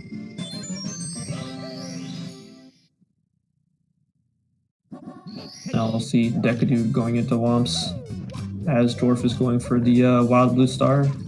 Somewhat of an auto-scroller, you don't really, it's not too hard, you just make sure you get the wall kick. And you're all good. 12-4 and 12-3 are just treating true. 12-4 is, I'm pretty sure you have to do a different setup to get a 12-4. Like somewhat different. And then 12-3, I don't even think that's humanly possible. I think that actually is TAS. I remember one time a Japanese player, Taiho, got two 12-4s in a run, like back to back, which was just nuts. Have there? I haven't heard of it, but maybe there have. Maybe that's the one where there's a different setup, I'm not sure. Now we see Decadude finish up 100 coin. I'm pretty sure he made the cycle and had the same problem as Dwarf did by not getting the wall kick off the long jump, but didn't fall down, which is good. Both players going for Womps 9, which is good to note. Getting the slide star before going to Womps saves about a second. I think it's 0.7 to a second.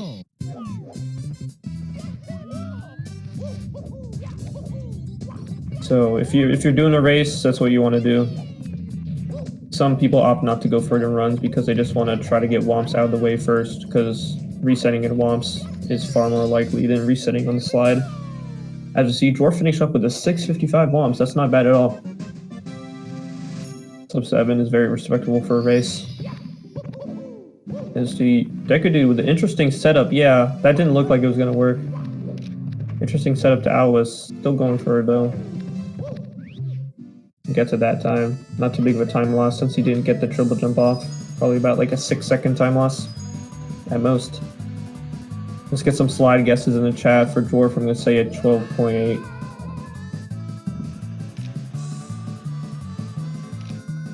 Ooh, 12.7. Two 12.7s from Dwarf. Not bad.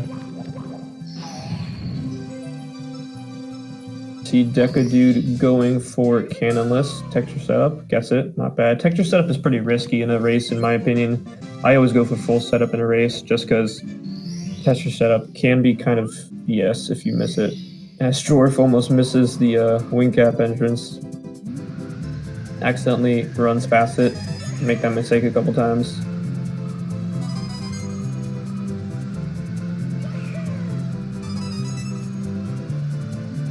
Dwarf not missing any coins. Pretty clean flying overall. That's what you like to see.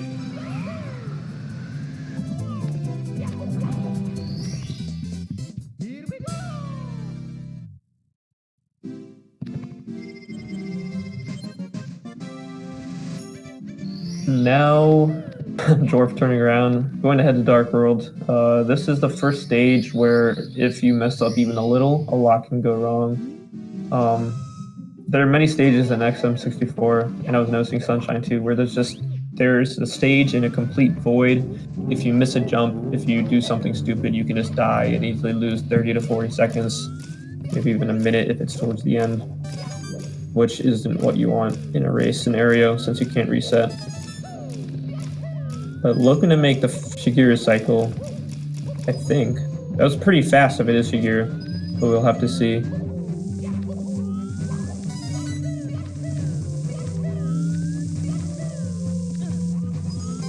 Yeah, looking like he's making almost made Zaya.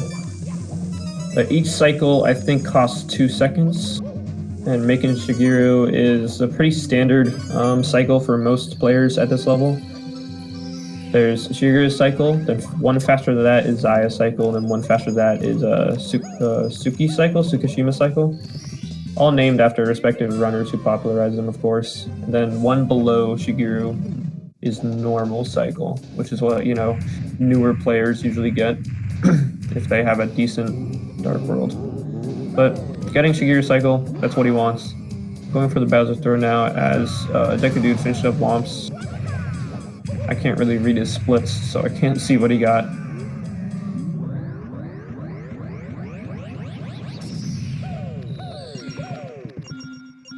Dwarf finished up with a 10.09, 10.010 Dark World, 10.10, yeah, not bad at all.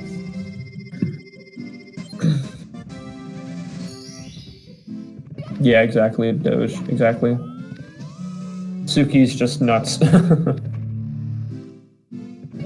Well, Dwarf coming in with a monk ass, we'll see what happens soon. Spoiling for the chat. As Deku Dude gets his first 2 coins, those 2 coins are pretty easy to miss.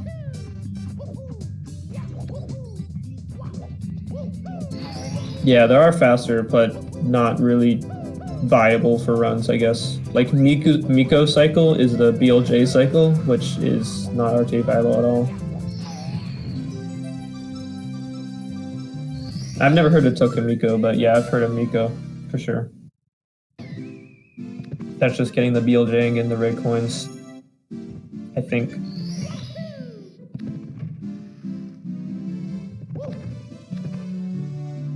And now Dwarf is going to go to CCM, a pretty filler stage. It's not too hard.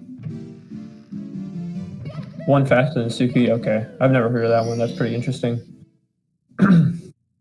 Yeah, Dwarfs and CCM, like I said, is a filler stage. Not a lot can go wrong if you play it safe, but obviously if you go for the harder strats, some stuff can happen.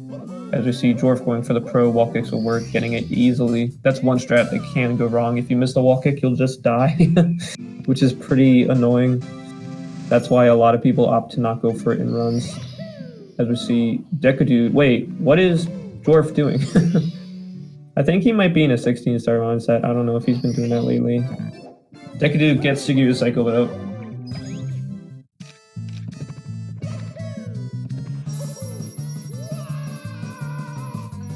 So this race is actually pretty close. It looks like Deku Dude's probably going to have like a 10-13 Dark World exit, I think.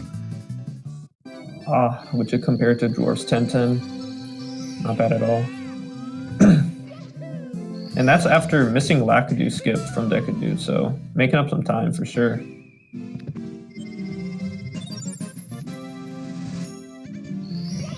Now Dwarf either doing Baby Penguin or 100 coin.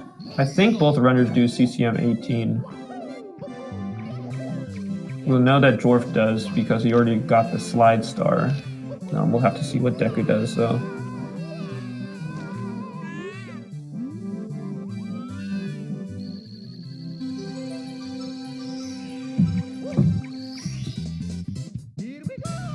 Alright, now Dwarf going to do the 100 coin star next, which can be pretty bad if you miss too many coins on the slide.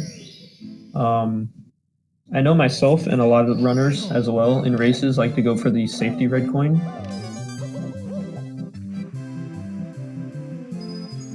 Which allows it so that you can miss 3 coins on the slide instead of 1. Since it is pretty easy to accidentally miss 1 coin, and you can accidentally miss 2, which kills the run. But Dwarf not going for the safety red, so he's taking a risk. So we'll see if it pays off. Hopefully he doesn't miss it. Because if you miss 2 coins on the slide, it's just automatic 40-second time loss, unless you can somehow get the coin again and finish the race in time.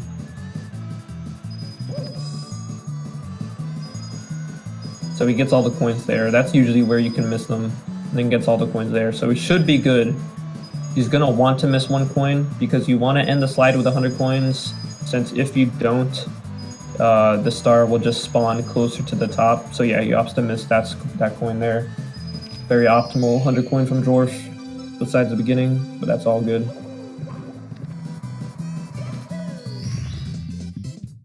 Not getting screwed over by the penguin, that's what you like to see.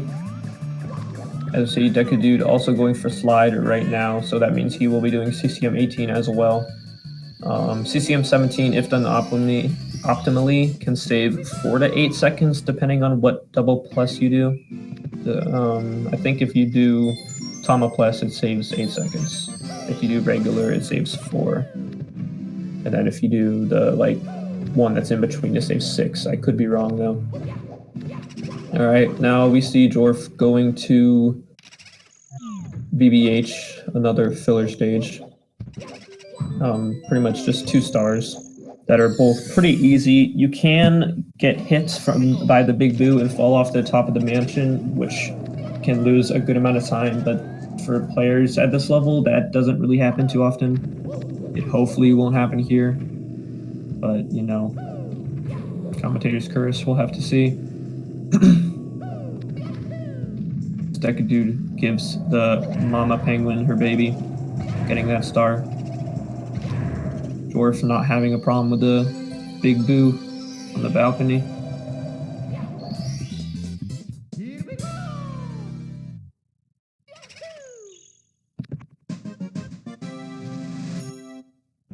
We will see Deku Dude going for 100 coin. We'll see if he gets the safety red, take that extra precaution.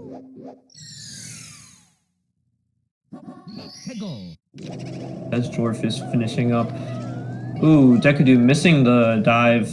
Yeah, you want to dive into the edge of that thing. That I guess it's just a platform, and clip the edge, but he missed it, so losing some time on that. Not going for the safety red. Hopefully it pays off for him as well. Dwarf with a 16.06 BBH exit, not bad for a race.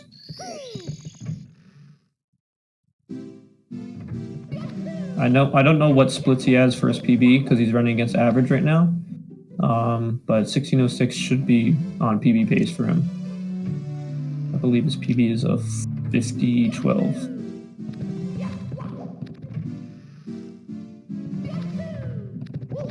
Right. Deku Dude opting to miss that coin there. Ooh, missing the bunny, missing Mips, Dwarf. So what they do there, the backup, is to just let him go, and then you just grab him after you get out of LLL and go to DDD. Oh, Dwarf, no, yeah, that happens sadly. If you're doing pillarless, and then basically if you tap down on the control stick before you press A, that'll happen. You're supposed to do it after you press A. So sadly that happened and didn't get a good bomb grab there, so he's gonna have to go for the Talon back up here. Ooh, almost missing it.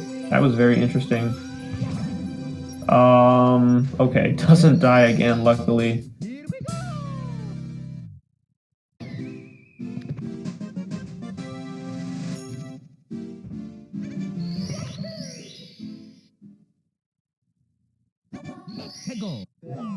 Let's see if he can get it here.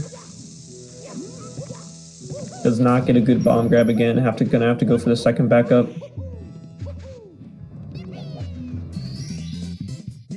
Not a good SSL so far for Dwarf. It's not ideal. It's not what you want. If you can get this pillarless though, hopefully that'll kind of realign him, make him feel confident again, put him in a good mindset. Plus is a hard trick though. Gets it, going for Tama plus. That's pretty risky when you have no backups. Gets it cleanly.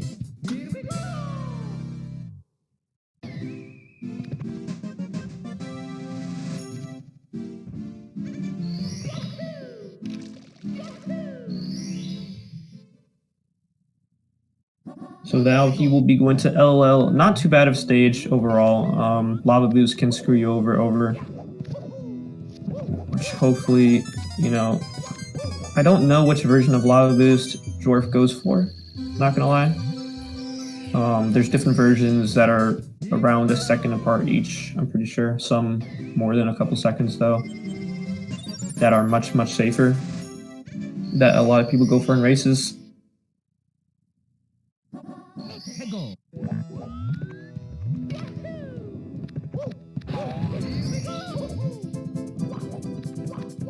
And Deku Dude getting the Mips grab, saving some time immediately over Dwarf.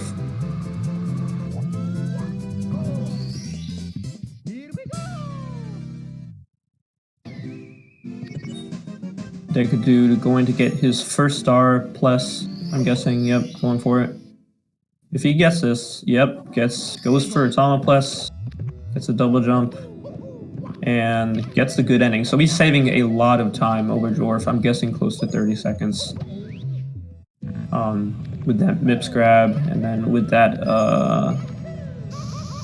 first try plus, no death. Dwarf getting, I think that was main boost. I think that's right in the middle of fastness of Lava Boost cycles, so he gets it, not bad at all. See Deku Dude going for Talon Star, also gets that. Playing pretty cleanly. Deku Dude is not having bad run as well.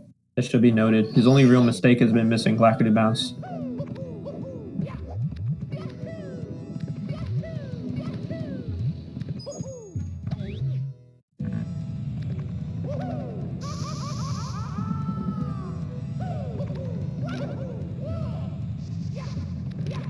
The Dwarf going for the Elevator Star. The star can be annoying, but gets it easily. I see Deku Dude finishing up. It's going to be like at 8-11. 8-11. Or, ooh. Oh, I spoke too soon. Yeah, 18-15. Okay, losing a couple seconds on that mistake, but not bad. Now, Dwarf, I believe the only two stars he has is the Bully Star and then the Bully Star. So he's opting to go for the 2 Bully Star last. Which usually not too much can go wrong between these ones, unless you go for the ledge grab skip, which I don't think he does, but we'll have to see. Deku Dude barely getting burnt there, missing the red coin, losing a couple seconds, but not too bad.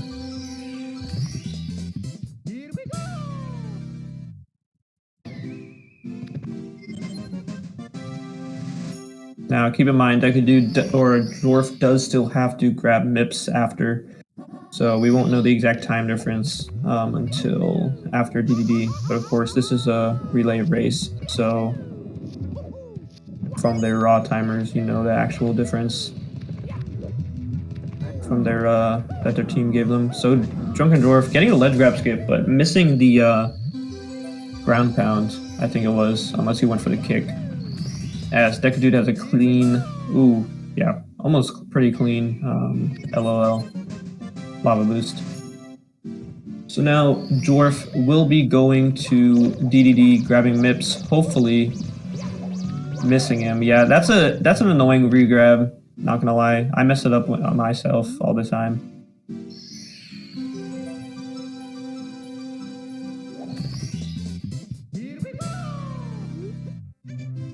As Deku Dude gets his lid drop skip, bully kill. I think it is important to note that this is the first match of the semifinals. Whoever wins this go on to finals, and the second semifinal match is actually about to start, I believe, on another SpeedGaming channel.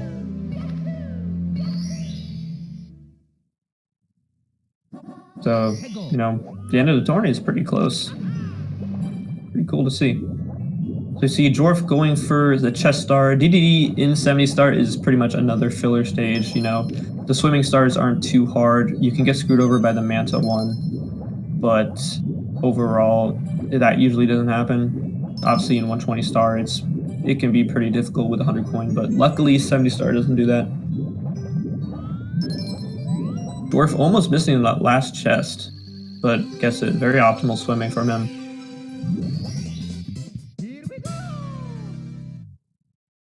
As Deku Dude has 2 more stars. I'm not sure which ones they are. No, Mitch, none are.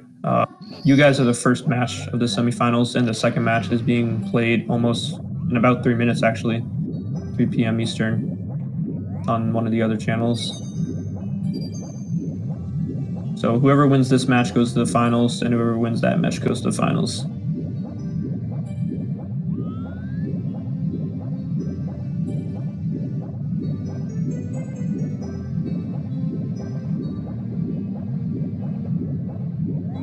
As we see Deku Dude finishing up LL, really clean LL it looks like.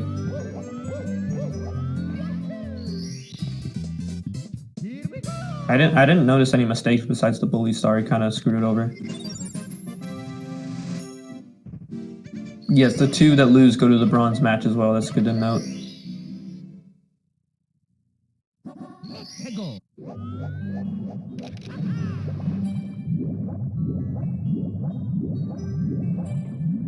Oh, Dwarf missing that first ring. Hopefully it doesn't screw him over. Okay, thank God. You can get screwed over by those rings if you miss the first one or even the first two, especially the first two, because the hitboxes are extremely different to what they appear in the game. For some reason, the developers didn't test it enough. I don't know. Maybe it was a lot more difficult than we realized the program. No, I don't know, you know? But anyway, Dwarf is on to Fire Sea, a very important stage for a race. This is another one. All the Bowser stages are cycle-based, but this one is extremely heavily cycle-based. If you make the fastest cycle, you'll save 18 seconds over missing it. But if you get the fastest cycle via Lava Boost, you save 18 seconds. If you get this fastest cycle just without Lava Boost, just going down to the bottom there, I think you lose 8 seconds to getting in a Lava Boost. Obviously, Dwarf gets it. Very clean from him. If Deku Dude does not get it, then that'll be very good on Dwarf's part for concurring that lead, making up for some of that time loss in SSL, sorry. But yeah, extremely clean Fire Sea from Dwarf. Not bad at all. Looks like it's going to be a high 26 Fire Sea exit if he gets this throw.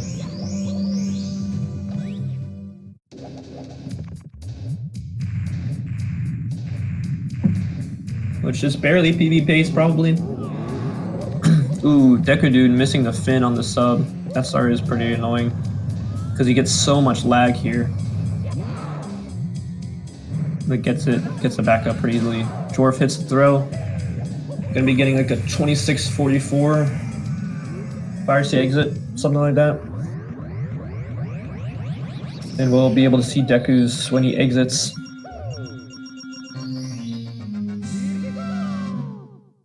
And it looks that the SMS gave Team Unclog the mental block a 2-minute 36-second lead. So we'll see how much that decreased after if he gets out of Fire Sea. It looks like that was a gold Fire Sea from Dwarf. Yeah, that looked really clean. So good on him. And now we're gonna see Deku Dude go for it. Hopefully he doesn't have any problems. You really like to see both players play as cleanly as possible.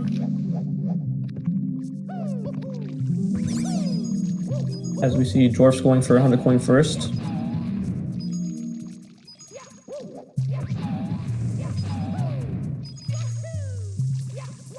I don't understand hidden subsplits either. I used subsplits for a while, but now I don't. And having them hidden just doesn't make sense to me, but you know, can't make other people's choices for them. As he makes Lava Boost cycle, gets it cleanly. Everyone has their own opinion though, for sure. I mean, a lot of people just think subsplits in general for SM64 are dumb. Okay, he's not going to make the good ending, losing a couple seconds, but he did make Lava Boost cycle, which is what matters the most. I know for Sunshine, like, you guys always split on every shine, no matter what. SM64 splitting on every star is kind of controversial. A lot of people disagree with it. Dwarf with some interesting movement, taking a bonk there. Not messing up too bad though. It looked like a fairly clean undercoin besides that.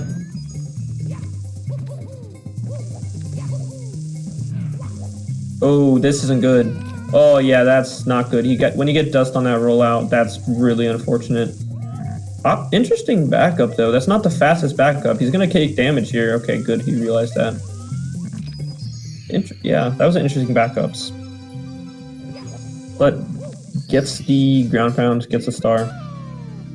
Deco Dude with an okay Fire Sea exit. 26-24, so yeah, about 20 seconds faster. So he's made up about 20 seconds from Dwarf's lead, or the Sunshine lead, sorry. Which these are both fairly even players. Deku Dude obviously has the better PB, so any time that he can make up is worthwhile. But you can't really expect him to make up too much.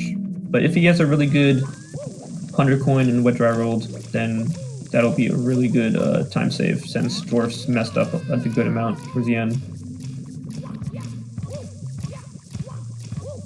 As we'll see, Dwarf getting the wall kicks, not bad.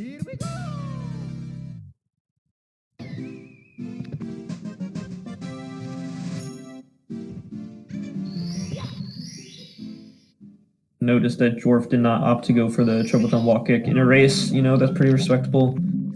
You can't really expect him to go for that trick. It only saves like 4 seconds, I believe, on that star, and only like 2 on the other star. So, and it's actually a lot harder than it looks, believe me. So you can't really blame him for not going for it. I wonder if Deku Dude will go for it though. We'll just have to see. Looks like a good 100 coins so far from Deku.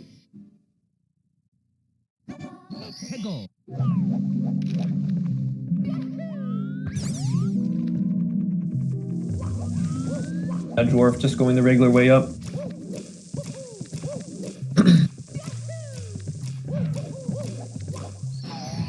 Should be noted that Deku, yeah, he missed a coin early on, so he can't miss any more. You can miss 1 coin in the route they do, but there is a backup box to the end with 3 coins. That doesn't lose too much time. So Deku Dude making up a good amount of time on that wet dry rolled compared to Dwarf. Or wet dry rolled 100, sorry.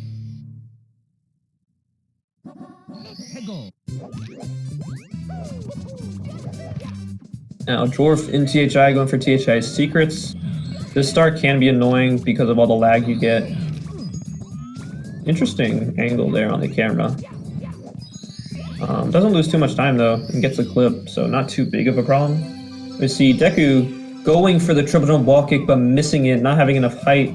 That's going to lose a good amount of time. Yeah, it's a very risky strat to go. Going for it again though, and he gets it that time.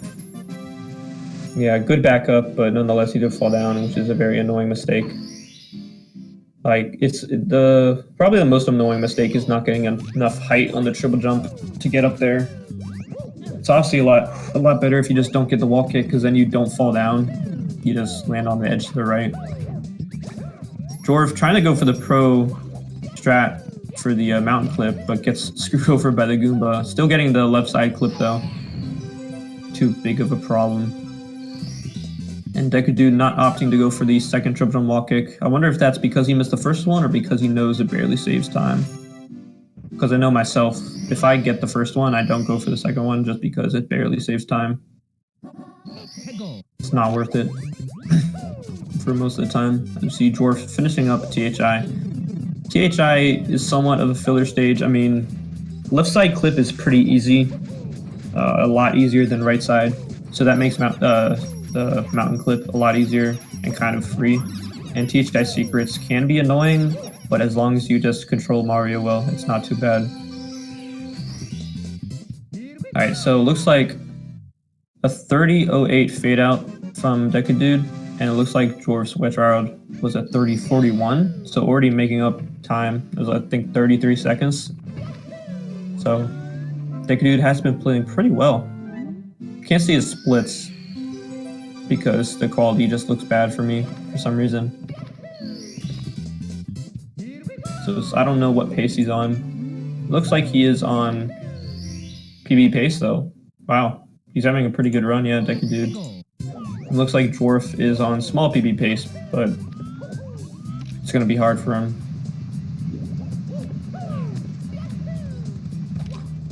Alright, Dwarf getting the first. Oh no! He got the log wall kick, but I guess he accidentally pressed Z or accidentally pressed down and dropped off the ledge. That's a very annoying mistake. Going for reds as a backup. Really clean. Very clean backup, but still losing that 8 to 10 seconds, I think it is. which is very annoying. Because the hardest part about the log wall kick is getting the right angle on the wall kick to ledge grab, and he got that fine. He got that completely fine. He just screwed up the, I don't know, I guess the ledge grab getting up there.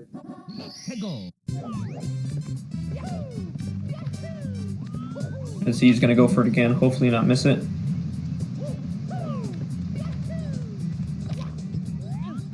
Yeah, that was an interesting angle. Grabs it on the other side, but not too bad. And gets the waterfall star. It looks like Deku had a pretty clean THI. That's what you like to see. I don't think he messed up secrets. He didn't mess up the mountain clip. Pretty clean piranhas as well. So, no, retaining his lead. That's what you want. And he is the better player on paper, so that's what you expect. See, Dwarf getting the second one, a sketchy angle again, but gets it with a little trouble, but not too bad. And that's pretty much the hardest part, or the most nerve-wracking part about TTM. I guess if you do pro red coins, then that can be pretty nerve-wracking, but for these players, it's not too bad. Now we see Deku Dude entering the same stage.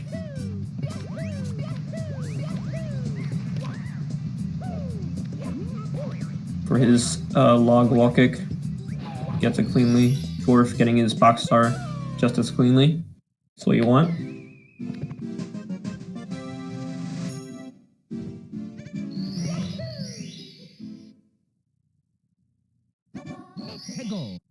See Dwarf going for the mountain star. Or the breeze star, sorry. Going for breezeless. Let's see if he gets it. Hey, let's go, Dwarf! That strat is not easy. I think it only saves like 2 to 3 seconds, but it's not easy. You have to get a very high wall kick and a perfect angle so that you ground pound, and the height from the ground pound gets you onto that platform. So good on Dwarf for getting that. That was Pog. You see, Deku Dude gets both of his log wall kicks cleanly.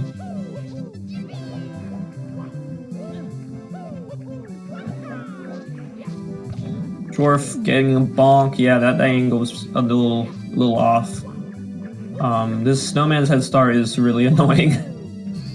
When you first learn it, it's definitely one of the hardest stars in upstairs, in my opinion. Because the angle is somewhat precise and the timing on the wall kick is also precise, so... You know, backed it up well though. Can't be too upset with that. As see Deku Dude going for red coins now.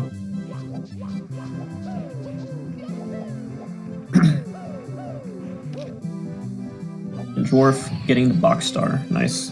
Nice.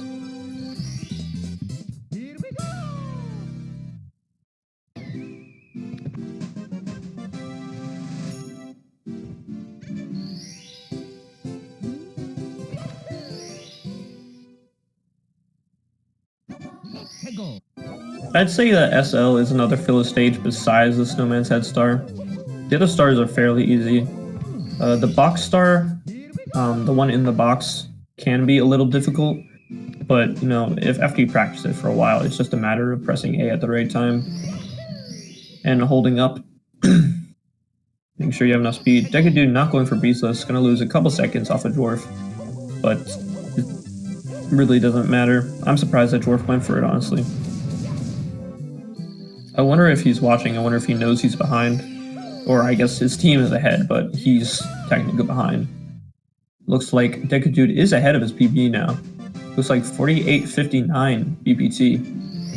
His PB is a 49.57, so he's on solid PB pace right now. As we see Dwarf going to HMC, another filler stage. Deku Dude messing up. Oh, yeah, when you mess up that triple jump, you get a bad angle.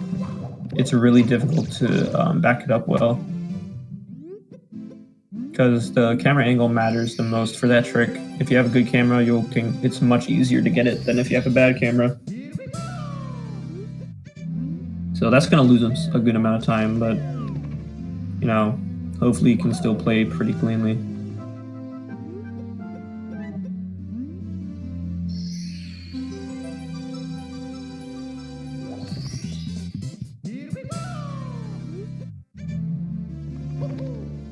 Now, Dwarf heading into HMC, the only really hard star I would say is the, not really hard as well. It's the triple jump, box jump. Triple box jump, whatever you want to call it. That I'm guessing he's going to do first. Most players do it first. Yeah, and gets it pretty cleanly. Yeah, no, Deku's on pace right now. Not on pace at all.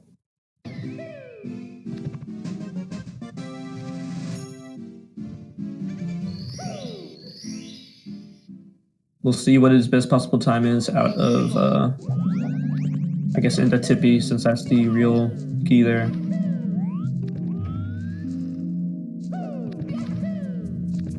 Yeah, true. If you just get another mid 58 Mitch, pop off again. See, Dwarf going for a crisp miracle star, gets the switch press. You know, if you don't have enough height on that wall kick, and if you don't have, I think that you need a first, second, or third frame wall kick. If you have a late frame wall kick, you'll miss that switch.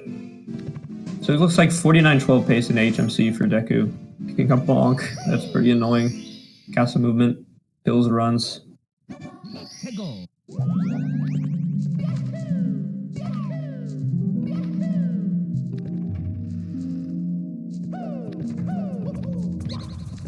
Nice Doge. That's gonna be a good race. Who's playing in that one, Doge? Oh wait, no, it's Aleph and Flixer, that's right. Those are both really good players.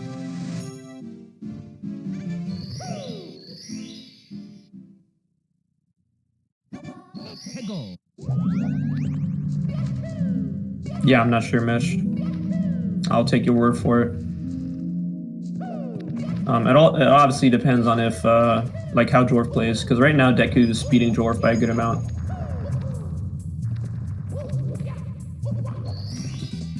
You'll see Dwarf finishing up HMC. Looks like Deku's probably going to be going for box jump first.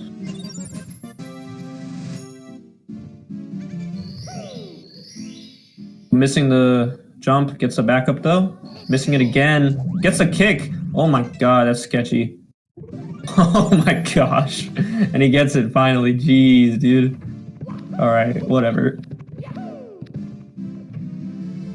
Personally, if I miss the first box jump like that, I just like to go for another backup, because if you have a bad angle, it can be really annoying to figure it out.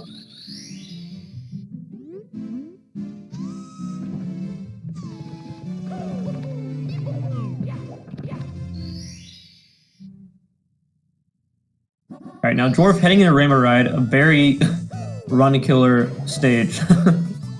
You know, it's one of those stages that make a mistake, you die.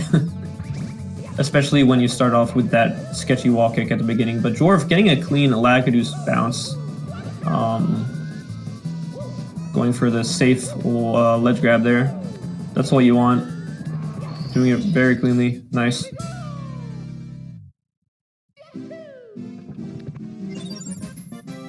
Oh yeah, 59-13. Pretty easy. No problem.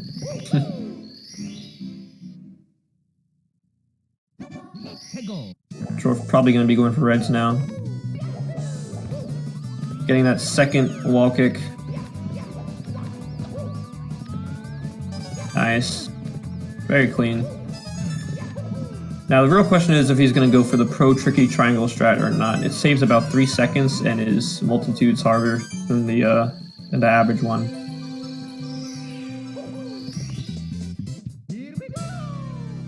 See, Deku is going to be finishing up HMC. It looks to be on the low 49-30 pace or high 49-20 pace. Again, I can't really read his splits for some reason.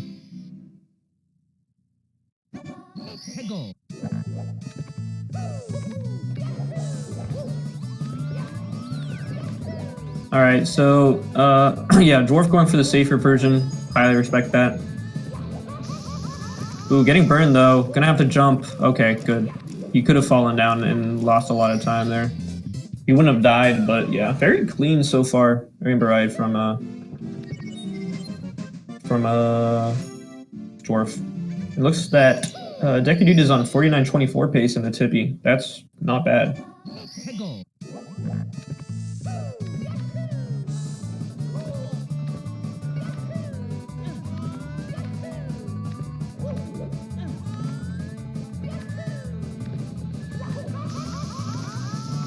getting burned again. We see Deku going for Alacrity Bounce. Gets it.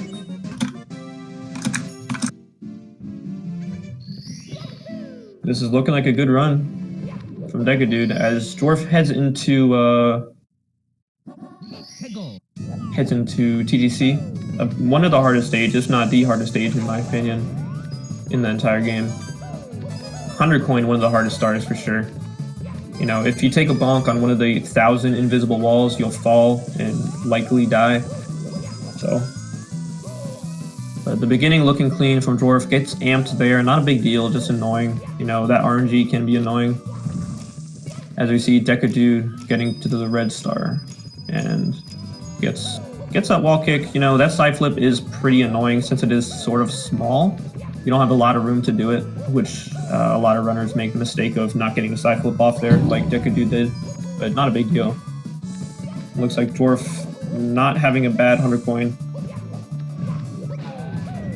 He's gonna have to get all the coins here. Ooh, hits the invisible wall, but that one doesn't kill you. And, oh, this is gonna be interesting. Yeah, okay, that backup there, that's how you do it, but he did screw up his angle.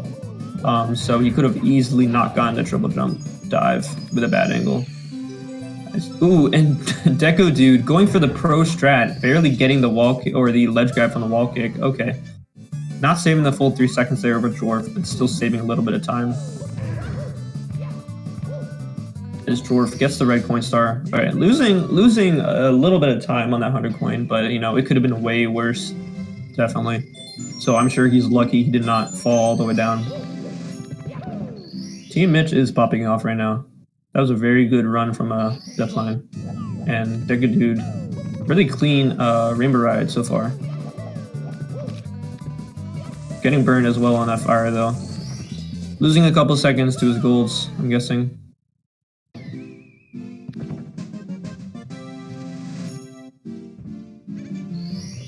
It's like 49.33 pace into TTC rear Deku. His PB is a 49.57. So we'll see if he can clutch it out as Drunken Dwarf going for his second moving TTC star. Ooh, yeah, that angle was off. I'm so glad he realized that. If he went for the triple jump, he would have died. So very lucky, or very smart for him not to go for that.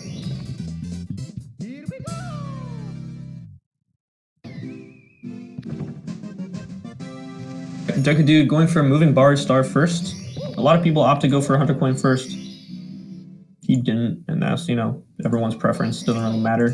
You don't lose time for going for a certain order of stars in this game.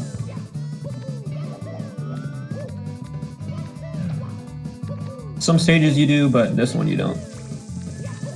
And Dwarf getting his last moving star, very clean. That's what you like to see. Honestly, it should be noted, this is not a terrible run from Dwarf as well. His PB is a 50-12, he's on 50-14 pace, so, I mean, he can play within 20-30 seconds of his PB in a race. You know, you can't really ask for much more than that. Just Deku is having a really good run right now.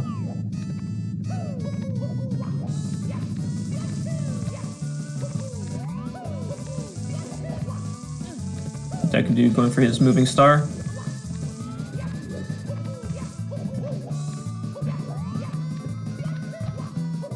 Gets the wall kicks, doesn't get cockblocked. And Dwarf having some trouble with the bars, but you know, that's okay. Still got up there, that's what matters.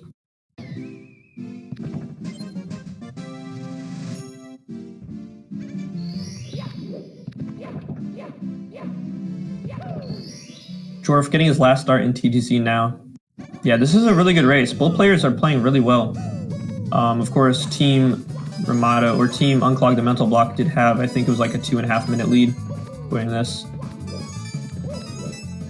I don't know the exact time he got Mitch, but Ramado had a 2 minute 30-second head lead over your guys' team. And Deku is making up a good amount of time over Dwarf right now. Yeah, Dwarf 50-27 BPT into bits. As we see, Deku going for 100 coin. This is really the last star, besides bits, that can cost him his PB, so hopefully it goes well. Ooh, needs that coin.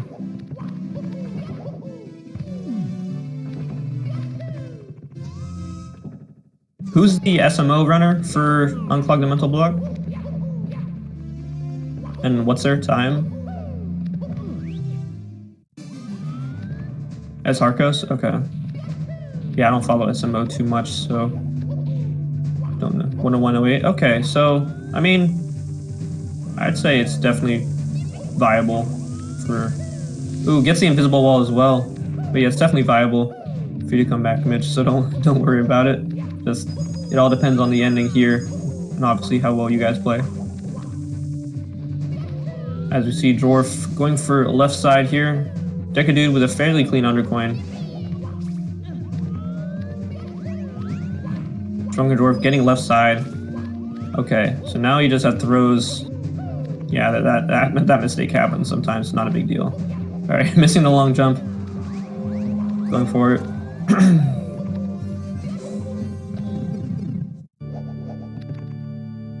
All right, we'll see what Dwarf ends up with. Decadude, I think he only has red coins left. Gets bopped by Bowser. He's going to be on a high 50 pace if he hits all these throws. Yeah, he wasn't aligned because he got bopped.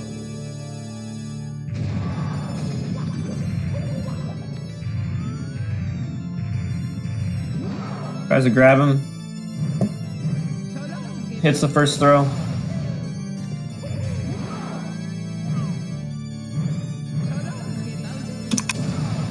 Hits the second throw. And hits the third throw, not a problem. It's going to be a 50, 53, 50, 54, or something like that. And Decadude on PB pace. 49, 49 PBT in the bits. I don't know how good his bits gold is. GG to Drunken Dwarf. You know, playing within a minute of PB in a race isn't bad at all.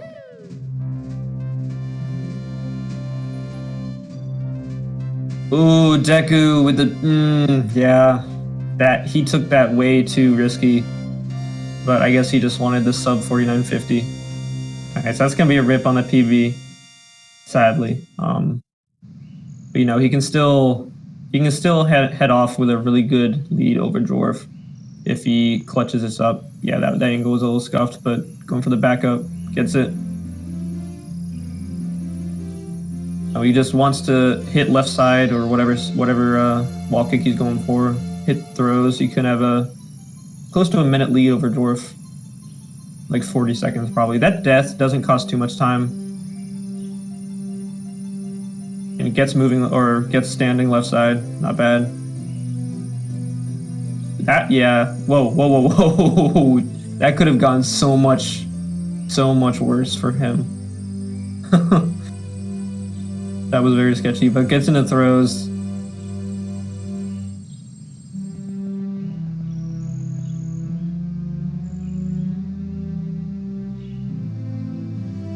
Yeah, if he can hit all these, okay. Well, that's one miss. Never mind.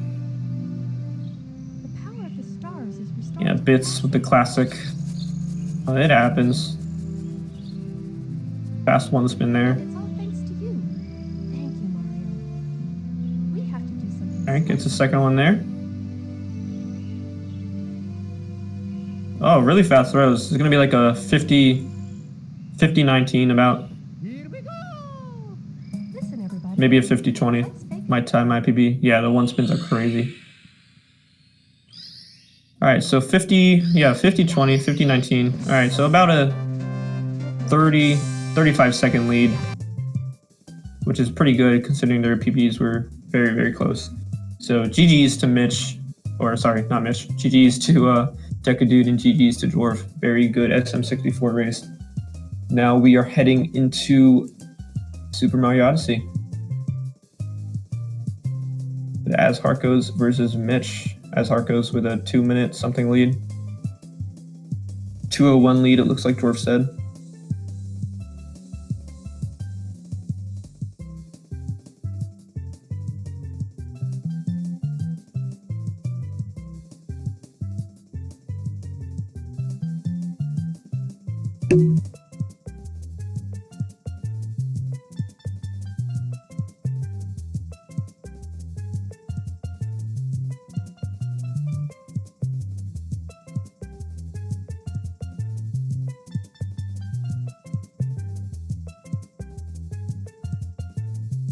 Looks like as Harko is close to his PB at cap, so he didn't miss too much of that beginning. But I am gonna head out. So GG's to the team so far. Good luck for as Harkos, and good luck to Mitch. See if they can close this out. And thank you so much for commentating, Frost. We appreciate No problem. No problem. Good luck, man. See ya. All right, and it looks like we're going to this with Azharkos and Mitch. Azharkos has quite the lead, as you can see from those two insane runs, both the Sunshine run and the 54 one, which were both pretty insane runs. However, Mitch could bring this back. We're looking at a difference of a 101 player, Azharkos versus Mitch, who has a 57. So it is definitely still a really intense race, and it's still anyone's game. Mitch could bring this back. It might look like the difference is, quite large because they are in two very separate kingdoms. But Cap is quite a short kingdom, and the amount of time saved that Mitch has over Azharkos might really close the gap.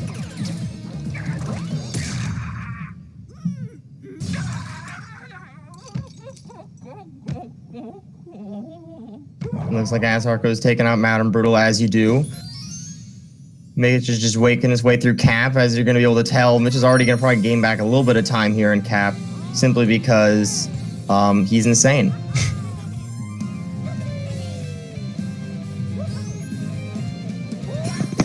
Alright, hi, I'm here.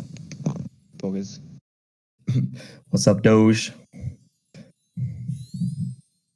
To do some quick time calculations and stuff.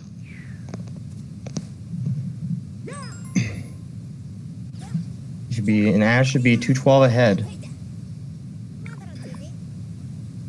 11, I think. Or 211. I can't read. I saw that.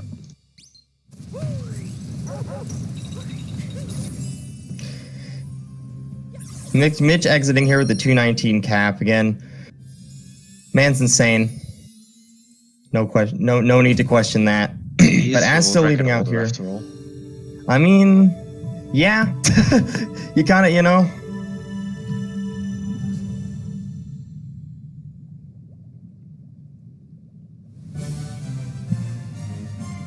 Nice one, SB. Sorry about that.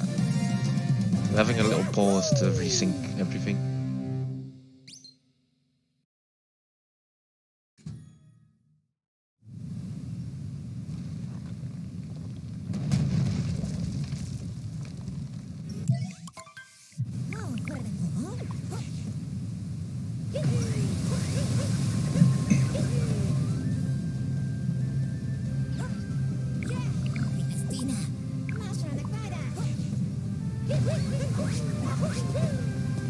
Just about B starting back up here.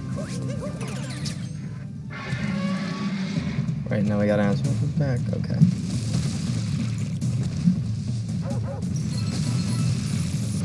Boom! That. Oh yeah, that's a rough one for Mitch. But hey, he took it safe. And sometimes even when you take it safe, the game can be kind of mean. By doing a normal dino skip here. I think before DSS, Mitch was doing fast dino skip, I think, which is really scary. Yeah, that's really difficult. Yeah, I don't like doing it. I've never done it. Oh my god, Mitch. Okay, and Mitch able to bring it back there again. You can kind of, if you're able to hit the cap off the chain shot fast enough, it really doesn't make much of a difference. But it is scary.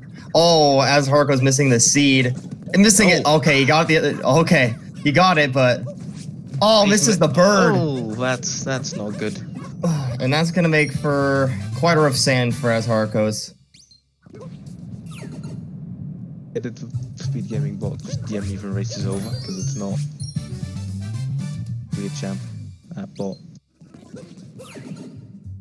Missing the bird is gonna make for a difficult time. It's either he's gonna have to reach the bird later or go for a backup. Depends on how fast he is.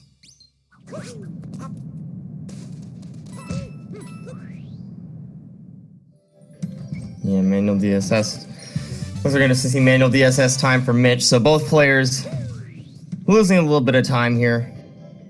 Oh well. Could be worse. Could be worse. Going for this backup for the bird right here. Forgot this one even existed. At least they do Pianta bird now, I think. That does make sense. Oh, missing the ground pound spot. Quickly doing manual DSTA.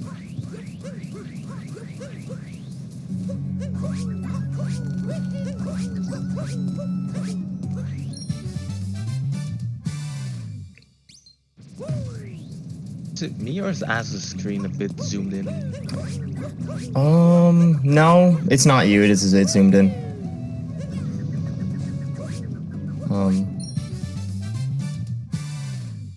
Because the moon counter is a little lower. Also, we can't see the coin count, so yeah.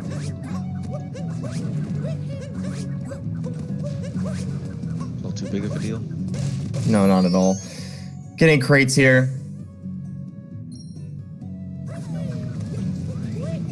Okay, so getting a little bit of a capture there, but making it over here and able to at least get the bullet bill on a decent cycle. Or you can just do a simple single bill cycle. Mitch going for a reverse down. Love to see it. It's a very advanced strat, saves like half a second or something. Very hard though.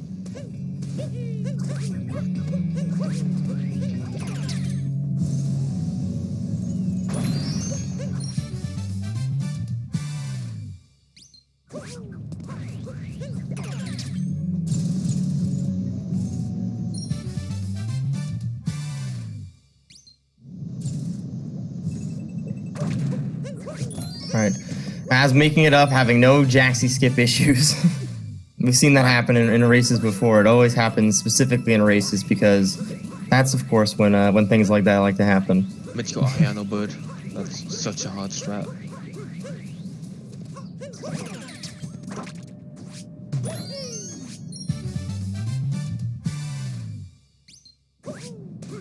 Yeah, Mitch out here with two really advanced strats in sand. I mean, they're definitely not going to end in sand, but as you can tell, these are some of the most difficult things in the game. It's Mitch, yeah. He has the world record, so.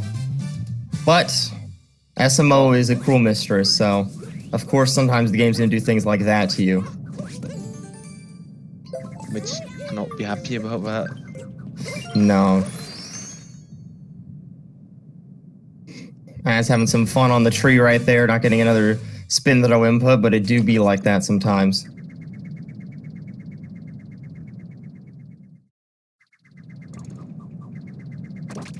The semi-finals on SpeedGaming 2 are also very close, for tied with stars in Tulsa Mountain. I mean, hey, that's gonna mean for a really good finals. Yeah.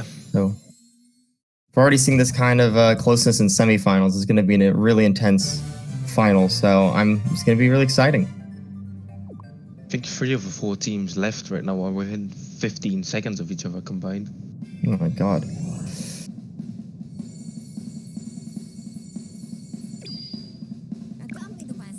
Mitch making a reverse Jaxie skip. As you can see here, 2 players doing 2 different strats here. One doing Jaxie skip, the other one doing reverse Jaxie skip. It really comes down to, I mean, preference.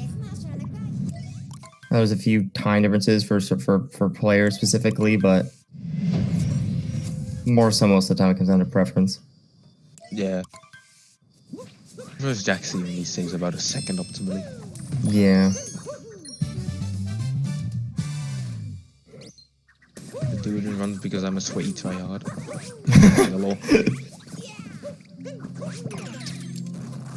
Yeah, it will be deafline, don't worry.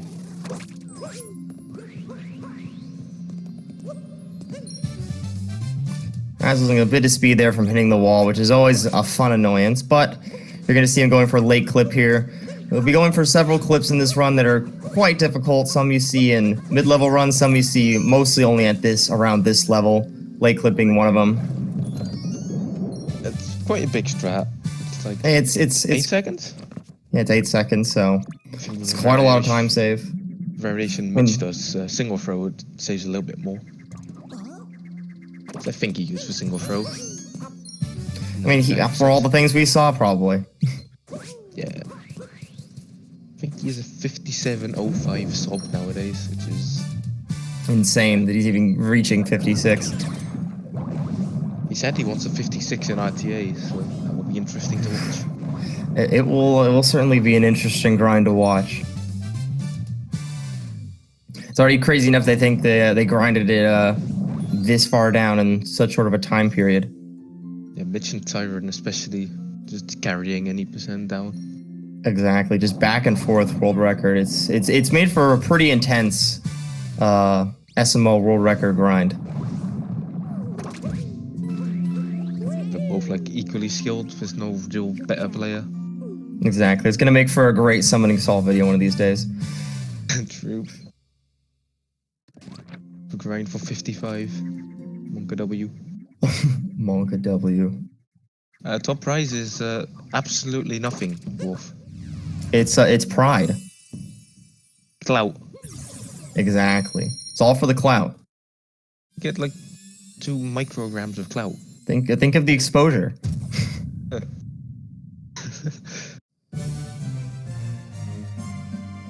But as you can see, Mitch here also going for late clip.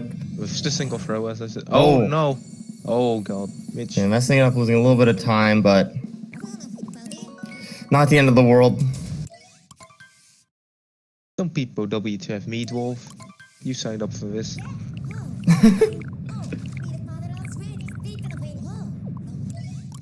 Damn, the other semi-finals are within 2 seconds of each other. Or 3.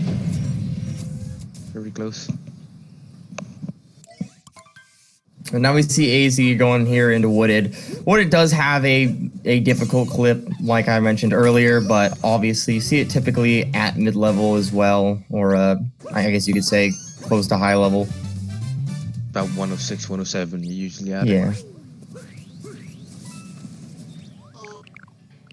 So you'll probably see both players get it here. If they mess it up, they'll be very angry, but it probably won't happen. Hopefully. Don't think Mitch has missed that clip in months. No, Mitch won't, yeah.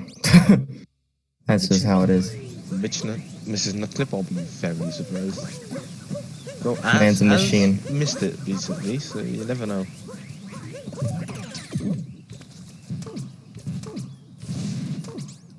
Being zoomed in feels so weird. Yeah, it is a little weird. It's a little uncomfortable. A little cursed, but it's okay. But as you'll see from Az and Mitch, respectively, they'll both probably be going for, well, they're both going for a speedrunless route. Ooh. Does that get it? I don't think that will go through, no. yeah. Oh, yeah. that's massive for Team Mitch. Yeah. That's going to be massive for Team Mitch. It's going to be quite a bit of time loss. I think that's 30 plus seconds. Yeah, that sounds about right. Maybe a bit less with Gordy route, but... Yeah, it might be 20 something, but it's still quite a lot. Oh, whoa, okay. He makes it up. That was very good reactions from Az. That was a really good. Oh, the ramp. Oh no.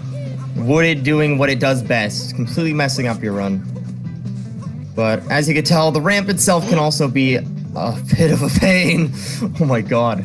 And this is why I don't recommend Gory route to beginners. No, I don't know why they do it. Not to beginners. Just do warp route. It's not much slower. It's so much safer. I just started messing with Gory route until I had like a 106 and needed it as a backup. Yeah, then do it, of course, but I wouldn't say learn it as your main route. Yeah, exactly. As going into red maze now. If he misses for roll cancel, then yeah, that's a massive time loss.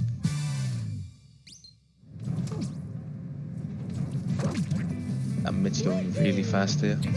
As taking it safe out of there. He's like, this wood's already done enough to me. I'm just gonna take it a little bit safe. Using the piranha plant. Really more annoying things.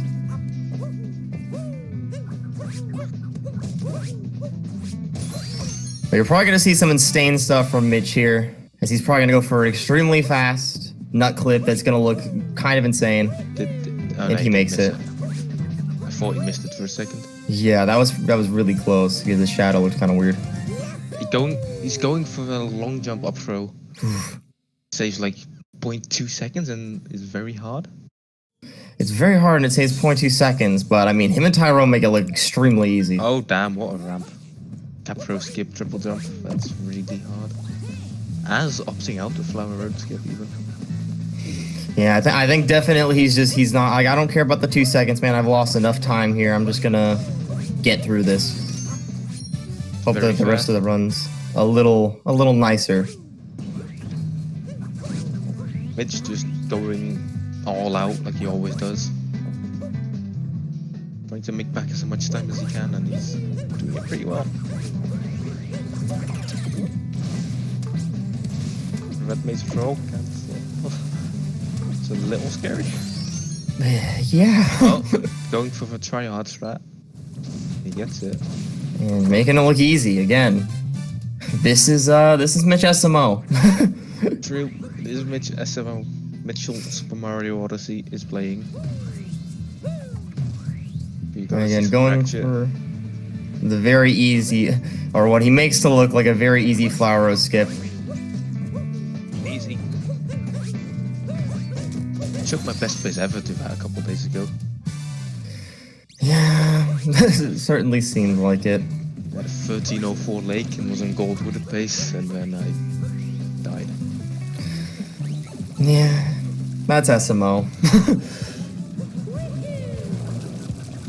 Never one to just let you have a good one. True. As in pipes right now, very cycle based. If you make one mistake, you're screwed. Yeah, if you make one mistake, you're screwed. If you go, oh yeah, perfect. Essentially. That's really close. It's with a buffer jump. Really fast here. Well, Mitch, bonking there, but he'll be okay. Really fast back up there. Yep, the nutty king. Very scary bonk, so you gotta have a fast backup like that. With a ground pound, nice. If you do that with spin pound, it's really fast. But as having a really rough. Mitch going for a fast pipe cycle, oh my god.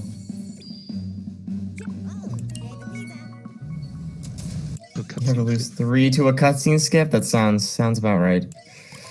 Mitch making it look easy, my lord. Again, there's a reason why he has the world record. Yeah. These crazy up throw strats, and honestly, they're some of the coolest things in the game. 1828 from Mitch. Just being able to shake the controller like that and get those up throw strats while moving at such a fast pace, not an easy thing to do. Mitch not having the best run of his life, but will definitely take this in a race. Definitely so. I mean, Az definitely gonna have to play extremely well after that wooded. He wants to maintain. Only a minute in it now. And Mitch is famed for his insane mid and late games. Yeah, he's gonna want Mitch to mess up significantly and for him to have a quite a good run. Play very close to Sob at this point. Tyron has insane early games, but Mitch always have insane late games. Yeah, sounds about accurate. Going for Cloud Boost, not getting a big boost, but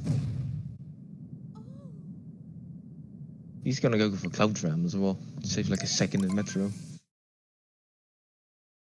If you do well, it doesn't lose any time here. Mitch getting the easy hint art, or what makes it look to be easy.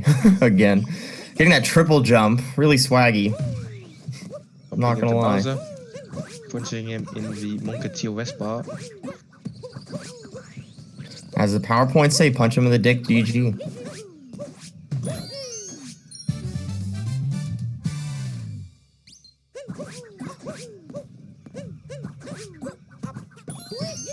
Mitch also has the world record for Lost Kingdom, so we should see some insane strats here. It's a 201.5, which is just, how does he do it? Oh my lord.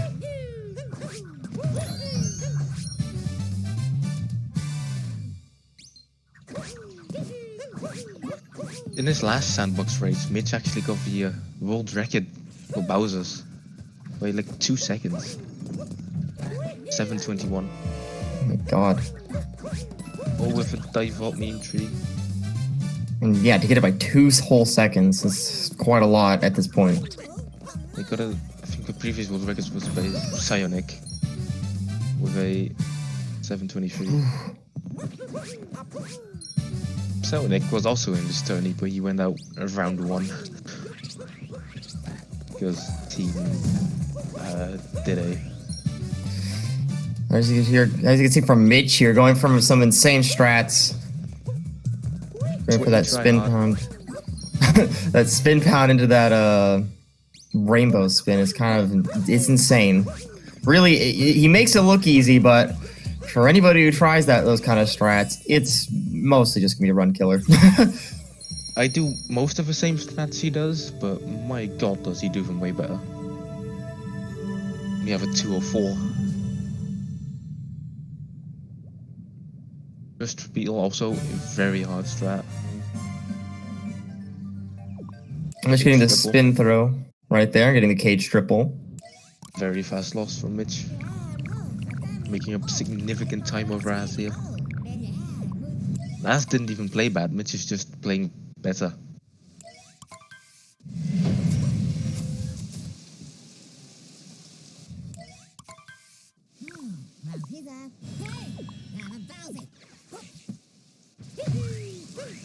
He looks to be only about a minute 30-ish behind Az, so he's not playing bad at all. It's just Mitch is playing better, like you said. It's less than that. It's like 40 seconds. Oh yeah. I think Mitch has the best night metro gold. I think Tyrant has the best day metro gold though.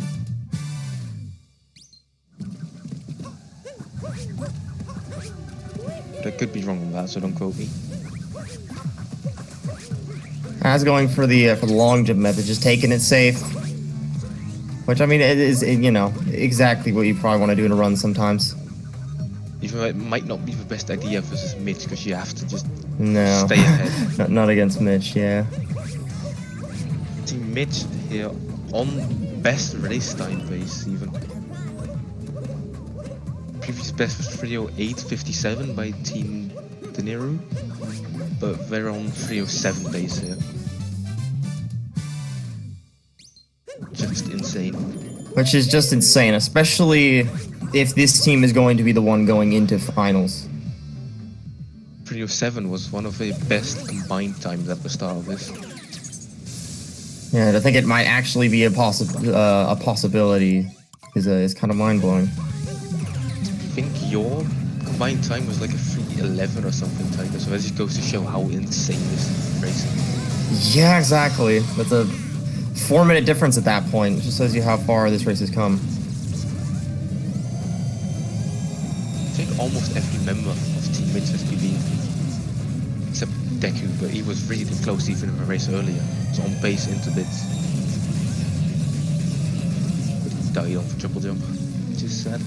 But as you could tell from Mitch's insane night metro, he's making up quite a bit of time on Az. Both on the Mecha Wiggler fight now on 2 different cycles, but definitely you'll probably see in day metro Mitch either catch up there or in snow. Ooh, Az having a really rough Mecha Wiggler.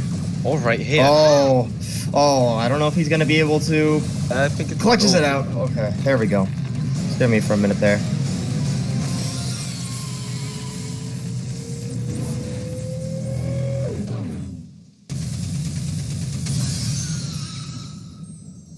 Really clutch Mecha Wiggler right there. Sometimes it could be a pain. I know I have my fair share of instances like that where it treats you what a Mecha Wiggler from Mitch. Exactly. That was just perfection right there. Not far off BTT that one.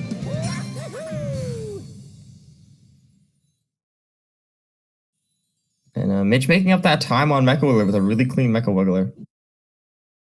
Only about like a insane maybe 15-second difference. About 20 more.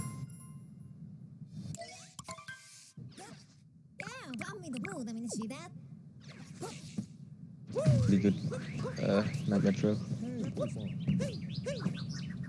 If he gets a good Day Metro, it might be common gold. As for the Dram here, hopefully. I mean, you should have suspected, but hopefully still Scoot Clip will treat him nicely. It's only in races that it likes to screw you over. So here we go. Gets the nice Scoot Clip. Mitch did go Night Metro even. Oh my. I mean, after that Mecha Wiggler.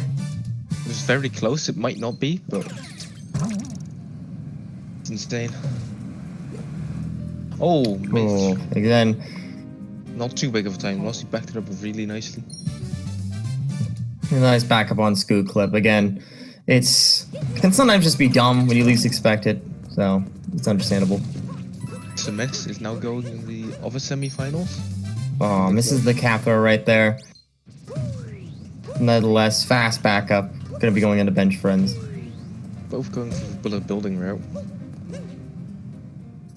Saves about 2-ish seconds optimally.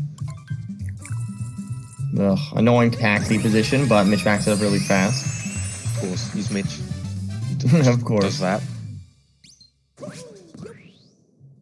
He sounds like some crazy movement on the fly, exactly. Look at that. Just knows how to control the Mario. As into the bullet building room, this can very easily screw you over really badly. Yeah, this is why, you know, it only saves 2 seconds optimally, and it's not easy at all. So it's definitely a more advanced strat to take this route.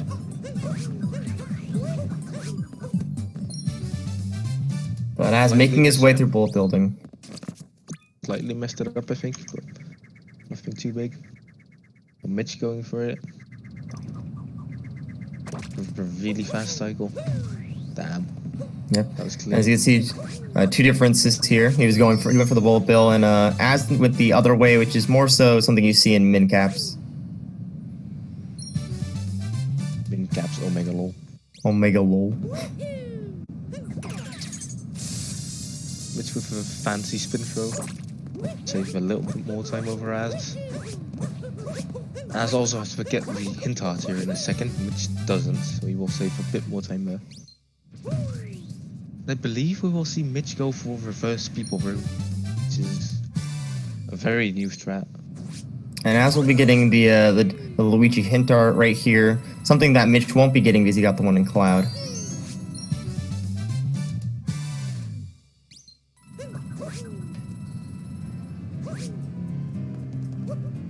Making his way into the people room. Missing bullseye, barely.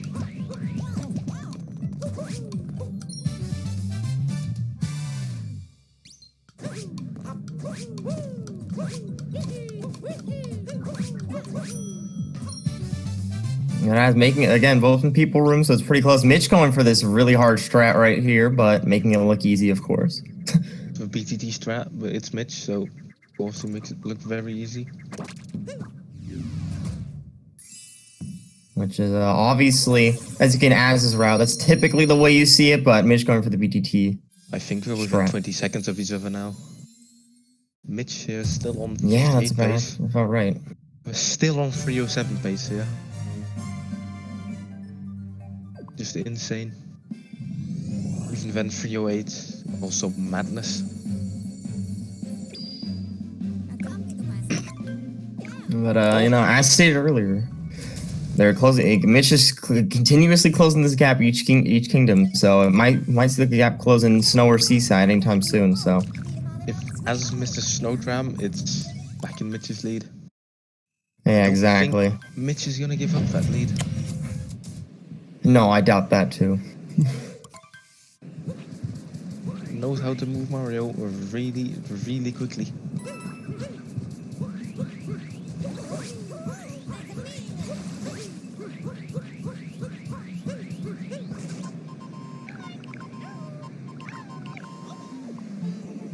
Just with a cleaner movement to Toad overall. Just saving another like second. Yeah. saving another second. There was an actual cap throw by there by Az, so it definitely just was a lot cleaner of movement going up there. Players playing pretty well, Az having some big mistakes, but nothing too major. With the dive vault backup, what a gamer. Yeah, what a gamer. That was a crazy backup. I should learn that. That's actually really smart. No, that's a really cool backup. I don't think I've ever seen that one before. Mitch with a sweaty tryout movement once again.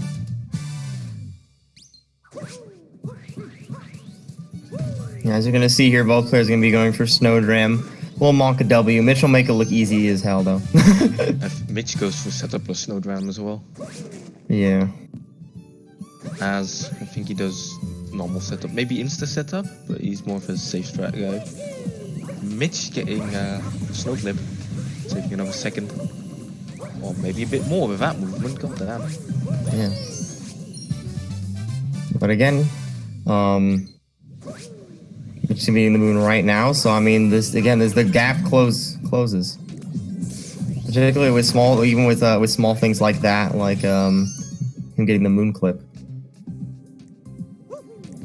Very, very optimal movement everywhere from Mitch. Oh. Gap. Yeah, come on, Spiny, get out of here.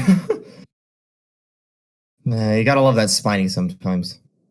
This goes with middle, you're just screwed. Yeah.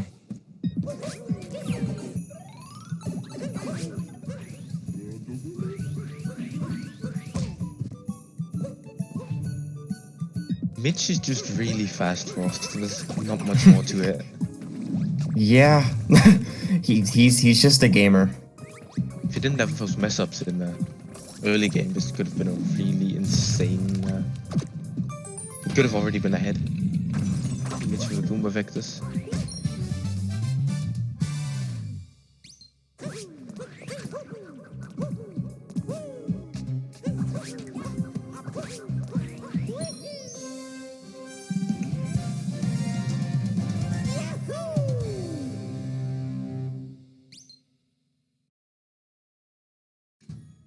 Alright, it looks like the gap's closing quite a bit. You see both players collecting the same moon right now. Only the difference of that cutscene. So, very much. I think it's gonna change in Seaside. Yeah, it's probably gonna change to Seaside. The only thing that really Az can hope for is Mitch making a crazy, not, I guess, out of character mess up. Does go for Spiritless Luncheon, which has a lot of room for mistakes. Yeah, that is true. So, I mean, it's still possible. It's still technically anyone's game, but, the lead change is still obviously very significant going to the faster player in SMO. Oh, I don't like that one. One bit. Yeah, that one's... Oh my god. How did he make that? I don't know. Probably all came down to those vectors.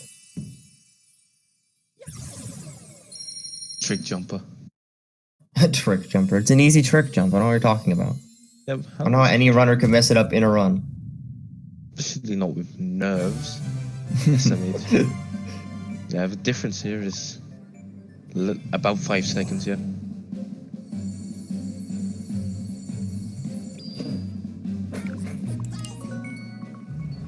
Mitch with 429 snow, I think. Oh. Mitch with a 429 snow, that's insane for a run. Yeah, that's insane. Almost beats my gold. Yeah, Mitch had some pretty crazy, some splits that he wasn't a fan of, but definitely some crazy splits in this run. Especially that Night Metro. Yeah, especially the Night Metro.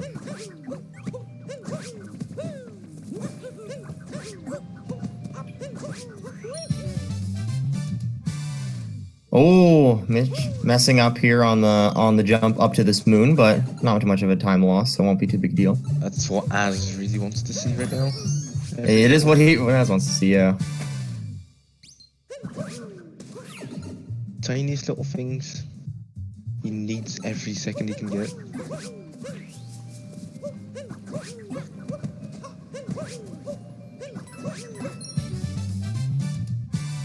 I mean, just from what you can tell right here, Az going for a much safer Much He's safer just movement doing there. everything that little bit more optimally than Az. Exactly. A little more optimally and a little bit faster. Doing like half a second here, half a second there. With your main bow, of the roll Yeah. cancel bows. And then the same thing you're seeing from Mitch here with just even just getting the fish. There's all these small optimizations that it just saves so much time over throughout the run. Saves like 0.5 20 times, that's already 10 seconds. Yeah. Az really just needs to keep it together as much as he can. Pray to the retime gods that he wins by that again. Pray to the retime gods, exactly. But even if they lose, they made top 4, which is insane.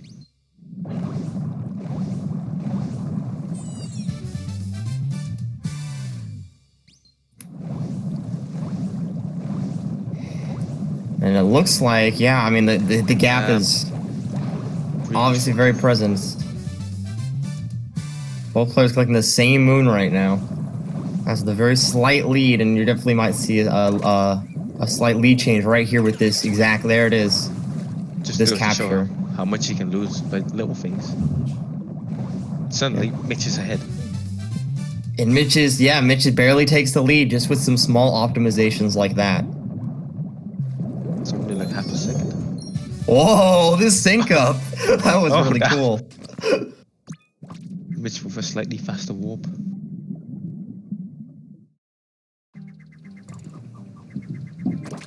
And Mitch slightly in the lead.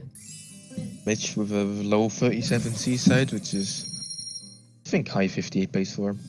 Maybe low 59? I don't know. I'll check his BPT. 58.34. Yeah, and definitely as Doge said, hoping for the retime. Hoping for either a retime or some kind of crazy mess up in a spiritless luncheon. Mitch is really good at Spiritless Luncheon. I think he is the second best gold here with a low 252, 552. Only Tyron having a better gold. With 551. So I don't know how they do it. I don't have the slightest clue. My best with Spiritless Luncheon is a 608. My best And then, without is a 607. Two differences you're seeing here. Mitch going for Salt Triple, as going for a much safer strat that loses a little bit of time. Yeah, about 2 seconds. And Mitch going all out here. Such a good race. Yeah, it's been a really good race. There's been some crazy PBs in this. Ooh, Mitch is still okay. Hasn't been a PB yet, but I don't think we'll see one. Or rather, crazy runs. Romano was only like a minute 10 off his PB. Dwarf and Deku both within a minute. Deathline only 20 seconds off his PB. And he lost like 30 seconds in one split at the end. And Mitch here with some crazy, some crazy fast movement. As you can see, two differences between the routes is that Az will be going for Spirit here, and Mitch will simply be skipping him. The world has progressed past the need for Spirit. You don't need him anymore. True that guy. You don't like his Reject Spirit, become spiritless. Rick Spirit, become monkey. Mitch is going quite monkey mode right now. Exactly. For a roll cancel here. Really fast that. Crazy roll cancel. Getting the Cappy return jump. Damn. It just looks so nice. You go for that strat as well. Very hard to do fast. It's very hard, but it's definitely Luncheon has some really satisfying movement. It's obviously doesn't look conventionally easy to speedrun, but they make it look high level players make it look like it was made to just go this fast. Mitch went for hard dram and Forks room, but kind of messing it up. If done optimally, it saves about half a second. But it's really hard to do. Which is why you see almost nobody go for it. think Goyuya thought of a strat. Oh no, Ooh. that's really bad. Yeah, it's gonna be a rough one for Mitch. Being He's a still gonna trick make jumper. it. Yeah, what a trick jumper. Man. When will he stop trick jumping? Before Mitch has all the leads.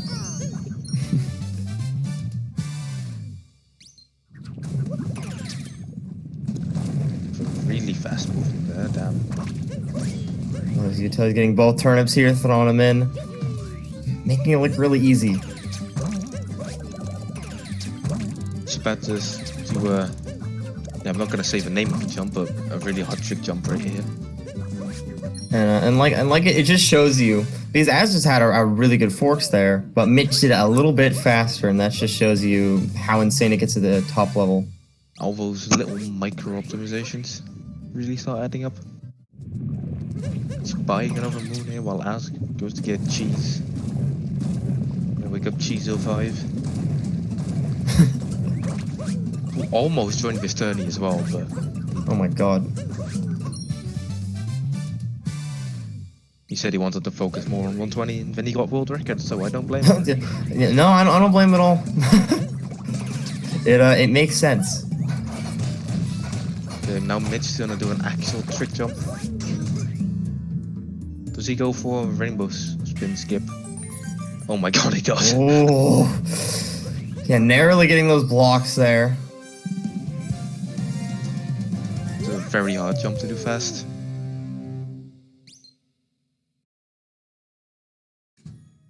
Down here to the magma room.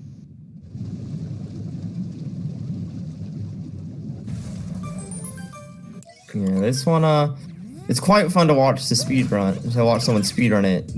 Not a fun room. Yeah, really painful. You mess up one thing and the cycle is off, you're dead. You're crying in your mom's basement. Exactly. And then you know, oh damn, I still gotta do ruined. And then you fall asleep. And then you fall asleep because you just have 3 minutes of just tech demo.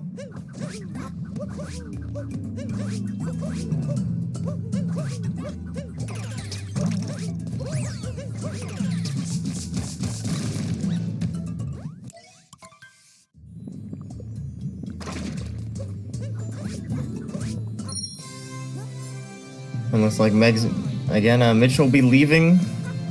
Luncheon right here just shows you, 1, definitely his optimizations. Number 2, the differences of the route when it's optimized. Mitch got a decent luncheon, not something he's happy with, but No, it's still definitely decent.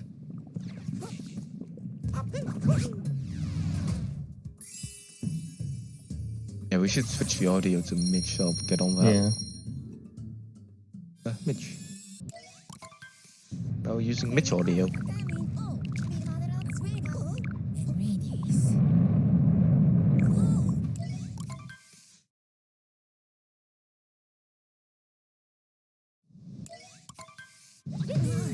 Only like what 15 minutes left now. Yeah, it's getting down to the wire. Nice splice Pun intended. from Mitch. Tiger, get out of here. Leave the commentary booth right now. Don't want you anymore. Get out. It's understandable. I get it. I know my place. The Mitch. Making puns in this tournament. Oh, dwarf, that's not very Yeah, nice. I know. I didn't mean to ruin it. You're ruined. Someone ban this guy, please. Why'd I ask him for comments?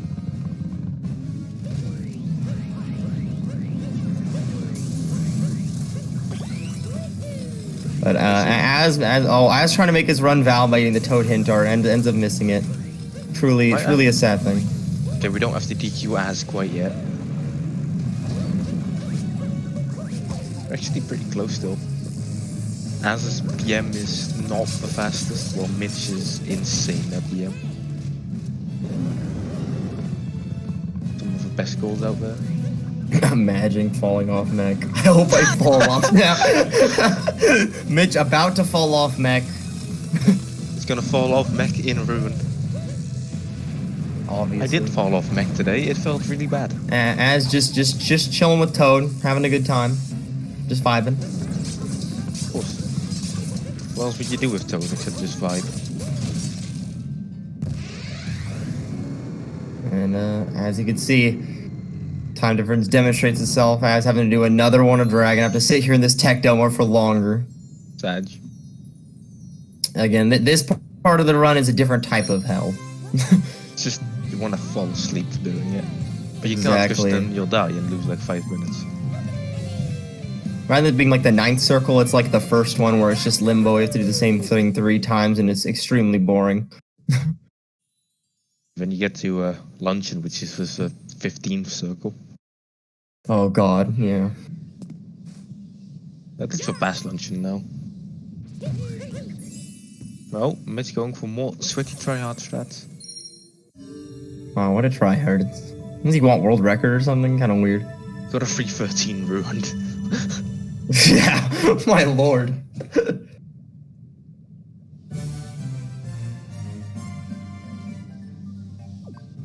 Quite insane. That's my goal. I think he just died my goal. Nice. Mitch, stop going so fast already. It's not fair.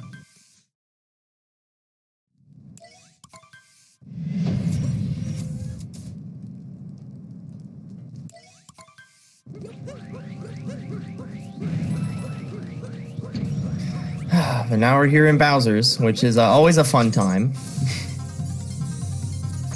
Going for insane strats right here. Whoa. Yeah, like Doge said, insane strats. That's a BTT strat. Those are very fast but very scary. As you can see, very easy to mess up.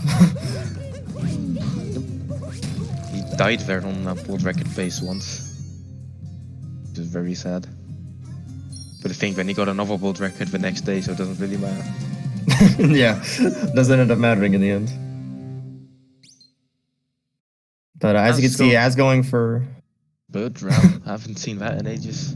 It's a bit of a considered a baby strat, more or less. But it's yeah, typically you see crates. It's only like 1 second slower. Yeah, he might be more comfortable with it. Maybe particularly in a race setting, but yeah, especially with blind jump, you can just easily die on that if you're not careful. Yeah, wish I gotta do that in my race later. Oh, that's fun. It's lovely.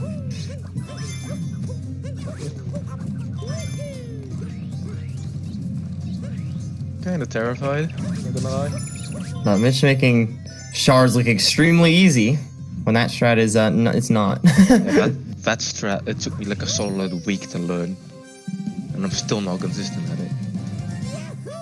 He just pulls it out like that. But shard's definitely one of the coolest part. I think it's one of the cooler parts of any percent. Just watching it become optimized and watching people like Mitch just annihilated. Quite insane to watch all of his strats.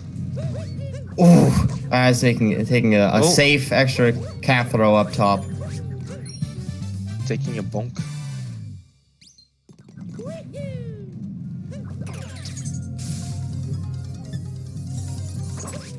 Saving. Wait for a rage capture. You'd love to see it. As doing the strat for normal people, not crazy people. Harriet first. Harriet first. Gross. I think we might have to ban Mitch. Yeah. We'll see what Az does here. You know, we might have to have a quote unquote retime if he does topper first, and give him the win. But you know, I'm not saying anything. Az does topper first, yeah.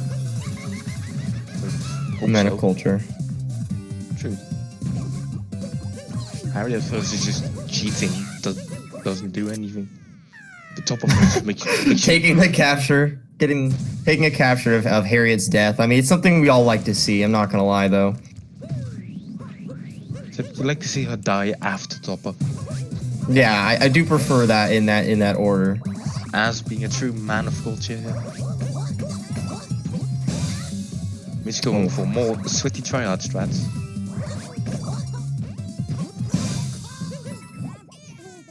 really fast rats, but they're so scary.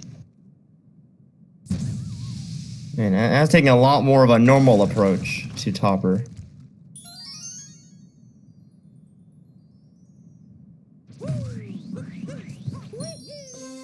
Slightly less sweaty, slightly less try-hard version.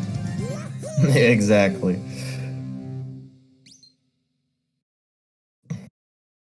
Mitch still on 58 pace here.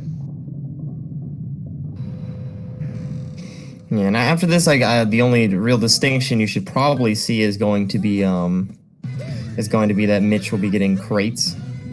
Oh, 8 or so seconds. Triple jump or gamer. A triple jump gamer. That triple jump is surprisingly hard. Yeah. Oh my, oh. It's just Mitch making it look easy, out of dude. this world. My dog barking. Nice dogs. Sorry, I'm muting for a second. Monkey W, I'm alone. Please help.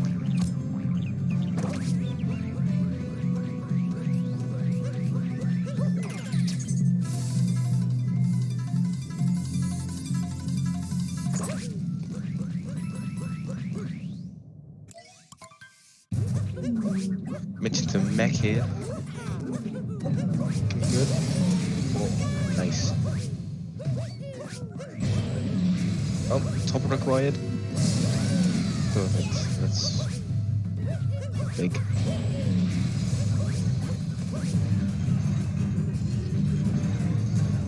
Okay, there we go. As bonking, you know. Mitch hits target acquired here, it's pretty much over.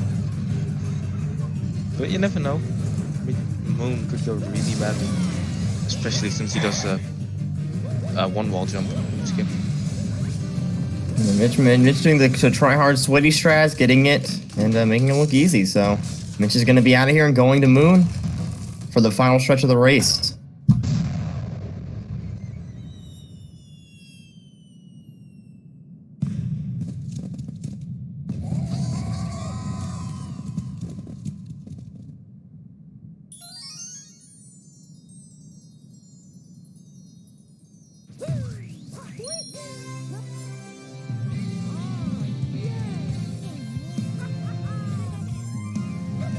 Imagine falling off mech, yeah. And it ended up being okay in the end.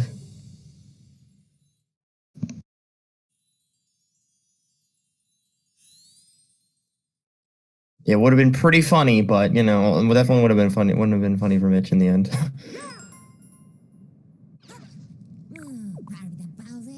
But as also going here for, going for target acquired here. Lining it up and getting it. Whew. Nice.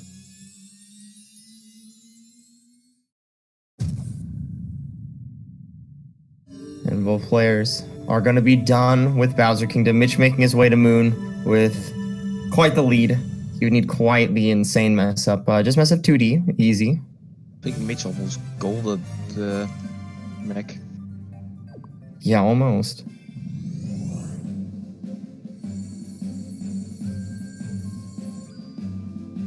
Mitch gets a good Moon. He's on 307 pace for his team. That'll be a 307, which is kind of insane going into, you know, if of course he wins this, it's going to be insane going into finals. Especially since both teams on the other side of the bracket aren't quite as good as Team Mitch.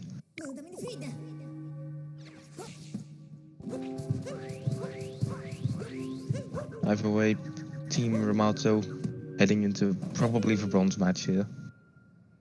Still a very solid performance from all of them.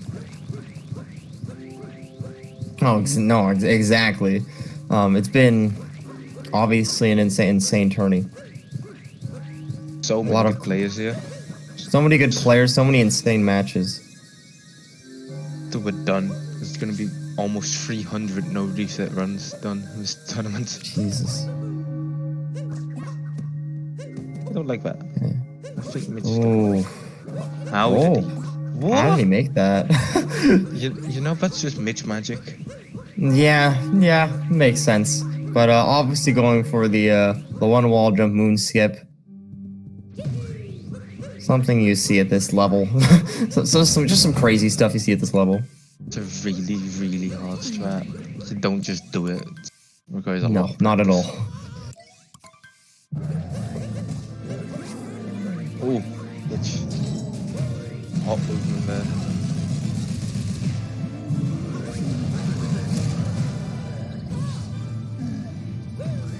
This Mitch like dies on pillars. I think it's pretty much settled here.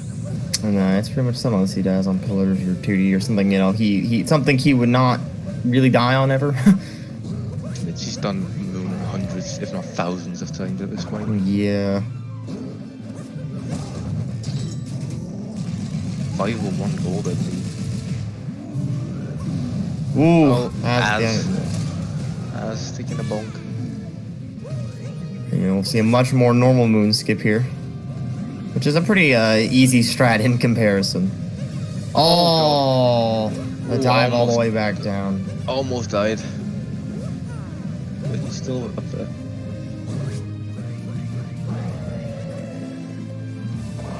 That's not fulfilling Ramato's wishes with clutching it out. That was going to be really hard for Mitch anyway. No. Yeah, that was going to be really extremely hard.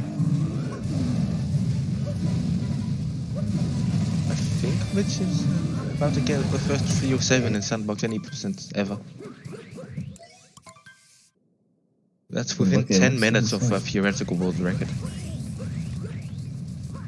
See, that's insane considering it's in this case, 3 distinct runners on 3 different games back to back to back. It does help having a world record holder on your team. Yeah, that is true.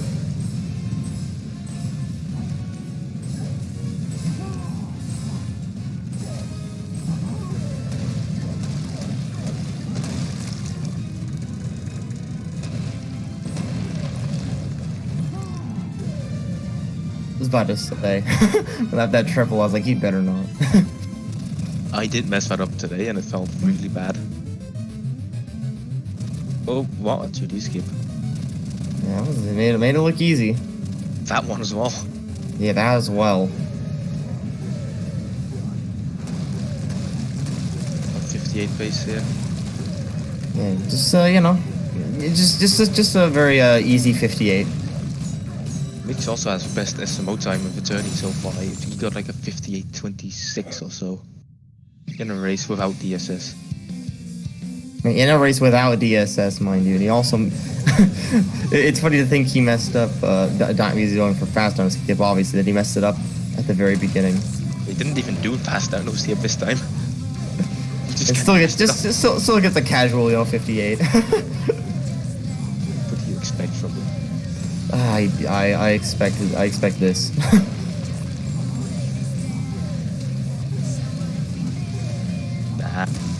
And Mitch, Mitch having a casual run. For some of us, might be the run of our dreams. For Mitch, it's just another Saturday. Just a casual 58, 50 something. It's a 55, maybe 54, 55. Yeah, GG to both teams. As finishing up his run here. It's a 308 flat. 308.00. Wow. Damn. Well. I mean, still extremely impressive. That's the best race time by 56 seconds or something. My lord. Absolute domination from Team Mitch here. Yeah, I mean, just going into finals, Team Mitch is looking incredibly strong. Incredibly strong contender for winning the entire thing.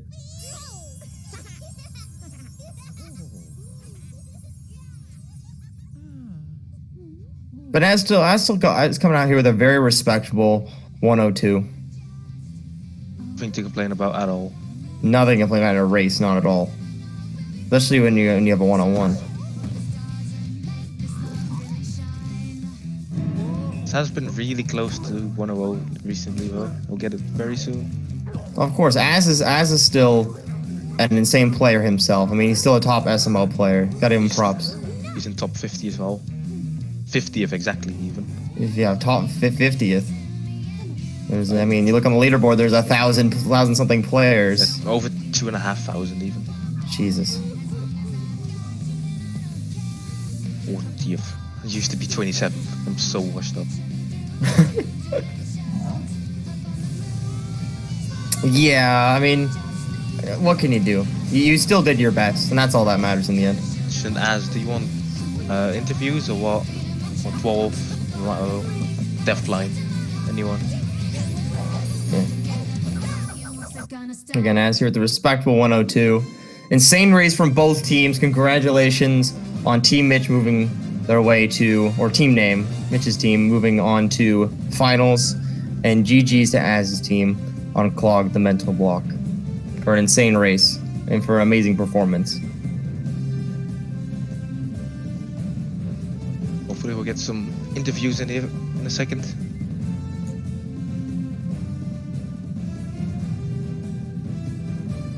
It was such a good race. Let me see what time they got. Past interviews, but thanks for commentating. Of course, Az. Thank you for the amazing run. 209.55. Or 309.55 from Team Ramato. Not bad at all. I think that's their best race time. Am I doing interviews and finals? Of course, Mitch. Makes sense. If you want to do it, Deathline. If they're still there. Dwarf's on his PC, yeah. So.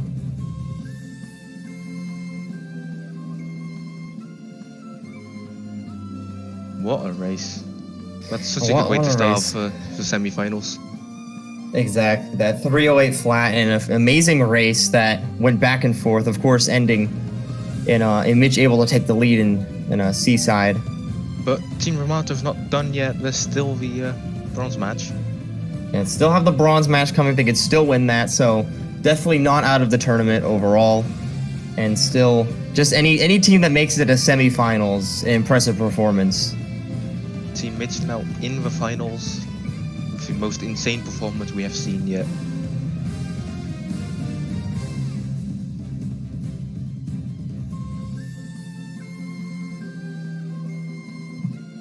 Pure insanity from both teams here. Yeah, think precisely. That's Team Ramato's best race time, I believe. Yeah, it is. Well, I mean, going into what will be the bronze match, having your best race time, not bad at all. Probably gonna be versus either Team Switchmaster or Team Aleph. Both strong teams. We'll still have to see how it pans out. This match is going on right now on SpeedGaming 2, if you want to go there. Or me in a bit, because I'll be racing. W. Yeah. Good luck, Doge. You got this. Oh. A 309.55 Dwarf. Your guys' best race time as well.